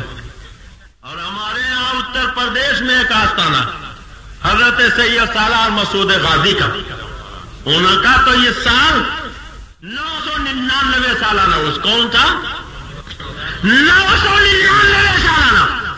تو گویا ہندوستان میں مزار پہ جانے والے, وہ نکلنے والے, اللہ والوں کے یہاں حاضری دینے والے کتنے پرانے ہیں؟ 1000. اور میں تو کہتا ہوں 1000 کی. حضرت خواجہ غریب نواز جب ہندوستان آئے تھے, سرکار نے فرمایا معین الدین ہندوستان جاؤ, تو انہوں نے کہا سرکار میں کبھی گیا نہیں, کیسے جاؤں؟ حجابات ہٹ گئے, پورا نقشہ سامنے کر دیا گیا, حکم دیا گیا جاؤ. پہلے لاہور چلے جانا تھا, داتا گنج بخش کے مزار پہ حاضری دے دینا. سبحان اللہ. خواجہ صاحب ہندوستان ہے, غیر منقسم ہندوستان, متحدہ ہندوستان. تو سب سے پہلے لاہور گئے. کہاں گئے؟ بولو کہاں گئے؟ داتا صاحب کے مزار پر 40 دن چلہ کیا. ان جماعتیوں کا چلہ تو آبادیوں میں, بستیوں میں, اللہ والوں کا چلہ اللہ والوں کے مزاروں میں. یہ تو چلہ چلہ کے چلہ کرتے, اور وہ مزاروں پہ, غاروں میں, پہاڑوں میں چلہ کرتے. خواجہ صاحب داتا صاحب کے مزار پہ گئے, 40 دن کا چلہ کیا, اور جب چلنے لگے تو خواجہ صاحب نے کیا کہا تھا؟ آج بھی داتا صاحب کے مزار پر جلی حرفوں میں خواجہ صاحب کا کہا ہوا جملہ موجود ہے, گنج بخشے فیض عالم مردل نور خدا ناخسارا پیر کامل کامل آگا رہنما. تم کہتے ہو رسول کے چاہنے سے کچھ نہیں ہوتا, اور عطائے رسول ہند الولی فرماتے یہ داتا صاحب ہیں جو عالم کو فیض کا خزانہ بانٹنے والے. تو خواجہ صاحب نے مزار پہ حاضری دی, عالم کو فیض کا خزانہ بانٹنے والا کہا, تو گویا جو اعلیٰ حضرت نے عقیدہ دیا وہ نیا عقیدہ نہیں بلکہ رسول کا عطا کیا ہوا عقیدہ. غریب نواز کا عقیدہ وہی 1400 سال پرانا عقیدہ. ہم آئے حضرت کے مزار پر تو کہا یہ قبر پجواں ہے, بدعتی ہے, رضا خانی ہے. دیکھو قبروں پہ جا رہے ہیں, مگر میں بالکل قریب کر دوں. ہمارے تمہارے آقا کا وصال ہوا, قبر اطہر میں تشریف لے گئے, تو سرکار کے قبر پہ کون آ رہا؟ افضل الخلق بعد الانبیاء, یار غار نبی حضرت صدیق اکبر آ رہے. ارے کہہ دو سبحان اللہ, سب مل کے کہہ دو سبحان اللہ. اور آتے بھی ہیں تو کس شان سے, جب تک دنیاوی ظاہری حیات میں رہے اپنے آقا کے مزار پہ آتے رہے. اور جب وصال ہوا تو حضرت صدیق اکبر کہتے ہیں علی, جن ہاتھوں سے تم نے رسول اللہ کو نہلایا تھا ابو بکر کو انہی ہاتھوں سے غسل دینا. جتنے کپڑے نبی کو پہنائے تھے صدیق کو اتنے کپڑوں کا کفن دینا تھا. جس چارپائی پہ نبی کو لے چلے تھے علی, اسی چارپائی پہ ابو بکر کو لے چلنا. اور اے علی, جس کندھے پہ نبی کو اٹھایا تھا اسی کندھے پہ صدیق کو اٹھانا اور لے آ کے رسول کے روضے کے سامنے لٹا دینا. سبحان اللہ. کہاں لٹانا؟ بولو کہاں لٹانا؟ کہتے ہیں قبر پہ جانے والے قبر پجوا، قبر پہ جانے والے بدعتی، قبر پہ جانے والے رضا خانی، قبروں پہ جانا خطیب دینا سے بدتر ہے اللہ. مگر یہ دیکھو صدیق اکبر زندگی بھر تو چاہتے ہی رہے، وصال کے بعد بھی کہتے ہیں مجھے رسول کے قبر پہ لے جانا. ارے کہہ دو سبحان اللہ، کہہ دو سبحان اللہ. اور فرمایا جا کے کہنا یا رسول اللہ، یہ آپ کا یار غار ہے، انتقال ہو گیا، آپ کے چوکھٹ پہ حاضر ہے، آپ کے پہلو میں دفن ہونے کی اجازت چاہتا. اور کہتے ہیں علی اگر دروازہ خود بخود کھل جائے، قبر سے آواز آئے، اجازت مل جائے تو نبی کے پہلو میں دفن کر دینا. اگر دروازہ نہ کھلے، اجازت نہ ملے تو مسلمانوں کے عام قبرستان میں دفن کر دینا. ارے کہہ دو سبحان اللہ. یہ دیکھو تقویت الایمان، کہتے ہیں رسول کے چاہنے سے کچھ نہیں ہوتا. اور یہ تقویت الایمان جس میں لکھا نبی مر کر مٹی میں مل گئے. معاذ اللہ. زور سے بولو معاذ اللہ، سب مل کے بولو معاذ اللہ. یہ تبلیغی جماعت کی کتاب صفحہ 132 جس میں لکھا نبی مر کر مٹی میں مل گئے. اگر نبی مر کر مٹی میں مل گئے تو کیا صدیق اکبر یہ کہتے کہ مجھے نبی کے پاس لے جاؤ؟ یہ کہنا بتا رہا کہ ابو بکر کا یہ عقیدہ ہے کہ نبی مر کر مٹی میں نہیں ملے، قبر میں زندہ. ارے کہہ دو سبحان اللہ. صدیق اکبر کا ایمان بولا کہ پیغمبر اپنے قبر میں زندہ، اور خالی زندہ نہیں، قبر پہ جو کچھ کہا جائے اسے سنتے، اور خالی سنتے ہی نہیں، اگر چاہے تو جواب بھی عطا فرماتے، اور چاہے تو دروازہ بھی کھول دے. خالی کے کل نے آپ کو مالک کے کل بنا دیا، دونوں جہاں ہے آپ کے قبض و اختیار میں. اور کسی صحابی نے نہیں کہا صدیق اکبر آپ کیا کہہ رہے ہو، رسول تو مر کر مٹی میں مل گئے معاذ اللہ، ہم نے ان کو نہلایا دلایا کفنایا اور انہیں قبر میں لٹا دیا، تختے لگا دیے. اب وہ کیا سنیں گے؟ وہاں جانے سے کیا فائدہ؟ نہیں. سارے صحابہ کا عقیدہ نبی کل بھی زندہ تھے، آج بھی زندہ ہے.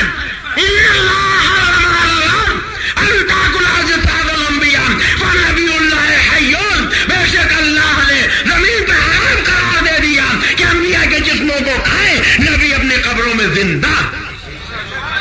تو زندہ ہے واللہ، تو زندہ ہے واللہ، میرے چشم عالم سے چھپ جانے والے.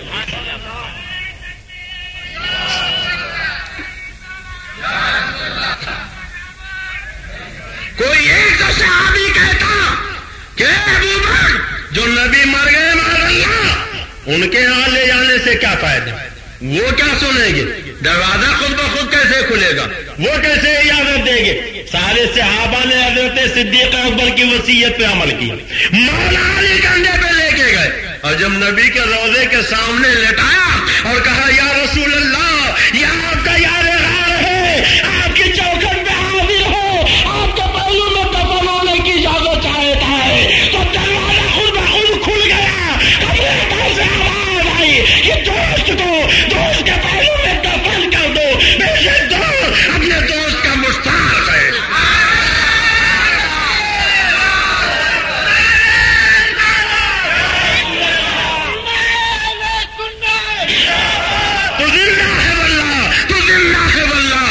چشم عالم سے چھپ جانے والے. کل بھی زندہ تھے میرے آقا، آج بھی زندہ ہے میرے آقا. کون نہیں جانتا؟ ہماری ماں، تمہاری ماں، ساری امت کی ماں حضرت عائشہ بھی جاتی تھی اپنے شوہر نامدار کے قبر پہ. کہتے ہیں قبر پجما ہے، بدعتی ہے، رضا خانی قبر پہ جانے والے. فرماتی حضرت عائشہ کہ پہلے میں بے حجاب جاتی تھی اور بعد میں اچھی طرح چہرے ڈھک کے جانے لگی. تو لوگوں نے کہا ہے ام المومنین اب آپ اتنا اہتمام کیوں کرتے؟ کہا پہلے ایک میرے والد ابو بکر تھے، دوسرے میرے شوہر سید الانبیاء تھے، اب تیسرے غیر عمر وہاں آرام کر رہے ہیں، اس لیے میں چہرہ اچھی طرح ڈھکے جاتی ہوں. وہ ہماری تمہاری ماں کا عقیدہ بول رہا ہے. قبر میں لیٹنے والا زندہ ہے، آنے والے کو دیکھ رہا ہے، کبھی تو چہرے کو اچھی طرح ڈھکے جا رہے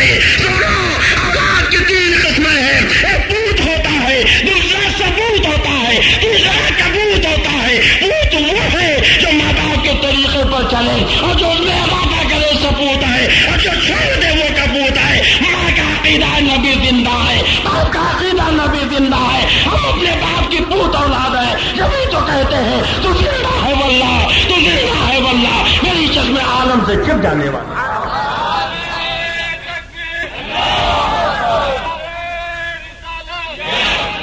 تو ہم الحمدللہ نئے طریقے پر خدا حدیث میں سرکار اپنی ماں کی قبر پہ گئے, صحابہ کو ساتھ لے کے گئے.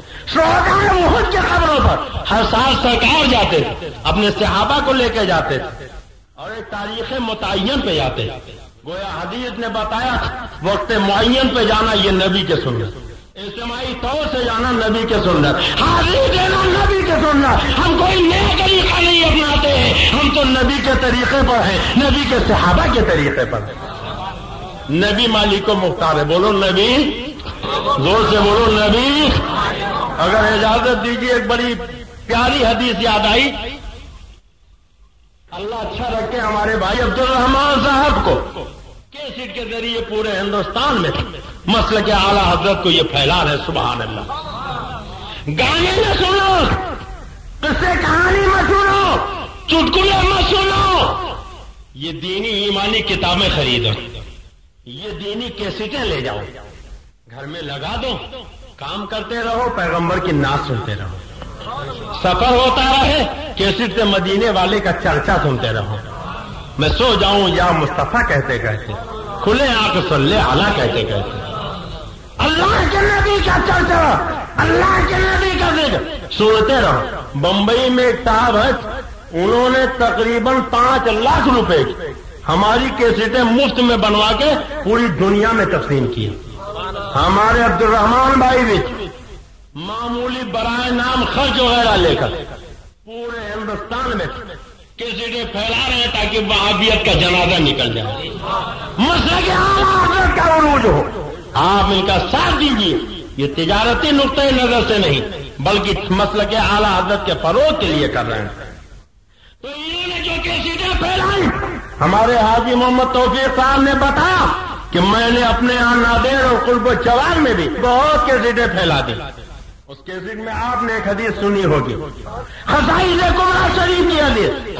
علامہ جلال الدین سیوطی فرماتے ہیں جنگ تبوک کے موقع پہ کھانا ختم ہو گیا, صحابہ بھوک سے پریشان, حضرت بلال آئے, یا رسول اللہ بھوک لگی. آقا نے فرمایا کہ توشا دان جھاڑو, شاید کھانے کا کوئی سامان نکلے. توشا دان جھاڑا, 7 کھجوریں نکلی. کتنی؟ زور سے بولو کتنی. اس پہ دستے مبارک رکھا اور کچھ پڑھا. سبحان اللہ. ہاتھ رکھا اور کچھ پڑھا اور پھر فرمایا بلال اب جتنے بھوک ہے سب کو بلا لو. سب آ گئے, فرمایا نکال کے. حضرت بلال کہتے ایک ہاتھ سے نکالتا تھا اور کھا کے دوسرے ہاتھ سے گٹلیاں لگا نکالتا جا رہا تھا, کھاتا جا رہا. حضرت بلال کہتے پیٹ بھر گیا. 7 کھجوروں میں پیٹ بھرے گا؟ بولیے بھرے گا؟ کہتے پیٹ بھر گیا. بڑا تعجب ہوا. فرماتے ہیں کہ اور میرے ہی نہیں پیٹ بھرا, جتنے لوگ کھا رہے تھے سب کا پیٹ بھر گیا. اب تو اور تعجب ہوا. سوچا لاؤ شمار تو کرے, ہم نے کتنی کھجوریں کھائی. تو کہتے ایک ہاتھ سے گٹھلیاں رکھتا جا رہا. جب میں نے گٹھلیوں کو شمار کیا تو تنہا میں نے جو کھائی تھی وہ 54 کھجوریں تھیں. سبحان اللہ. زور سے کہہ دو سبحان اللہ. حضرت بلال نے کتنی کھائی اور لوگ منہ دیکھ رہے. ارے صحابی کی طرح تو کوئی غوث و قطب بھی نہیں ہو سکتا, مگر ہمارے صفدر بھائی کی طرح رہے ہوں تو 54 سے آگے 60-70 کھایا ہوگا. میری طرح رہے ہوں تو 150 سے تو کم نہ کھایا ہوگا. سب نے کھایا, سب کے پیٹ بھر گئے. حضرت بلال کہتے اب تو بڑا تعجب ہو کہ 7 میں سے 54 میں نے کھایا, میرے سارے ساتھیوں نے کھایا. کہتے میں سوچنے لگا اگر سرکار ہاتھ ہٹا دیتے میں دیکھتا بچی کے دیکھے. اور جب سرکار نے ہاتھ ہٹایا تو فرماتے میں نے دیکھا کہ خدا کی قسم 7 کے 7 کھجوریں اب بھی موجود ہیں. ارے زور سے کہہ دو سبحان اللہ. یہ قصہ کہانی نہیں, یہ نبی کی حدیث سنا رہا. آقا فرماتے بلال ان کھجوروں کو سنبھال کے رکھ لو, خرچ مت کرنا, پھر کام آئیں گے. رکھ لیا. پھر دوسرے دن بلال آیا, آقا بھوک لگی. کھجوریں کیا ہوئی سرکار رکھی ہے, لاؤ. پھر لائے, پھر سامنے رکھا, پھر ہاتھ رکھا, پھر پڑھا. حضرت بلال کہتے دوسرے دن کھانے والے 10 تھے, سب نے کھایا, پیٹ بھر گیا. پھر سرکار نے ہاتھ اٹھایا تو دیکھا 7 کے 7 اب بھی موجود. اسی طرح روز کھلاتے رہے. اور جب مدینہ قریب آیا تو آقا نے ایک بچے کو بلا کے دے دیا، وہ مسکرا کے کھاتا چلا گیا۔ سرکار فرماتے بلال مجھے شرم آتی ہے، ورنہ ان کھجوروں کو مدینہ لے جاتا اور پورے مدینے والوں کو ان 7 کھجوروں میں آسودہ کر دیتا۔ جب ان کو بریلی کا تاجدار پکار اٹھا، مالک کونین ہے، وہ پاس کچھ رکھتے نہیں، دو جہاں کی نعمتیں ہیں ان کے خالی ہاتھ میں، اور تاجدار اہل سنت سرکار مفتی اعظم کہتے ہیں یا رسول اللہ کھاتے ہیں تیرے در کا، پیتے ہے تیرے در کا، پانی ہے تیرا پانی، دانا ہے تیرا دانا۔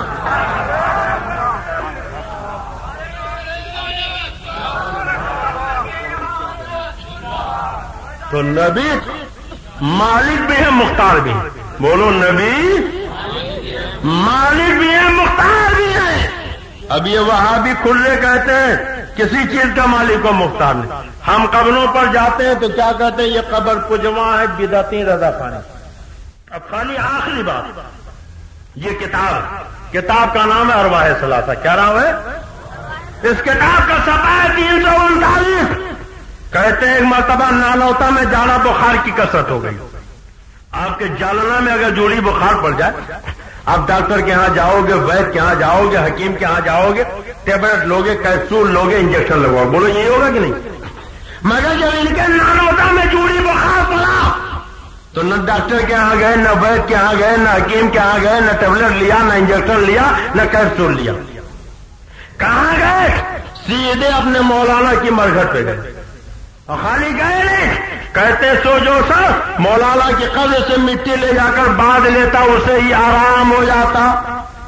ہم آئے حضرت شیر سوار کے آستانے پر، گلاب کے پنکھڑی اٹھا کے ہونٹ پہ رکھ لیں تو کہتے ہیں یہ قبر پجواں ہے، بدعتی ہے، رضا خانی ہے، دیکھو قبر کا پھول کھا رہے تھے۔ ارے ہم تو قبر پجواں کرنے والوں، تم تو قبر چٹوا ہو۔ ارے بولو ہے کہ نہیں؟ تم تو قبر چٹوا ہو۔ یہ تمہارے دیوبند کی کتاب ہے۔ کہتے ہیں جو مولانا کے مرگٹ کی مٹی اٹھا کے باندھ لے اسے آرام ہو جائے۔ بس اس کثرت سے مٹی لے گئے کہ جب بھی قبر پہ مٹی ڈلواؤں تب ہی ختم۔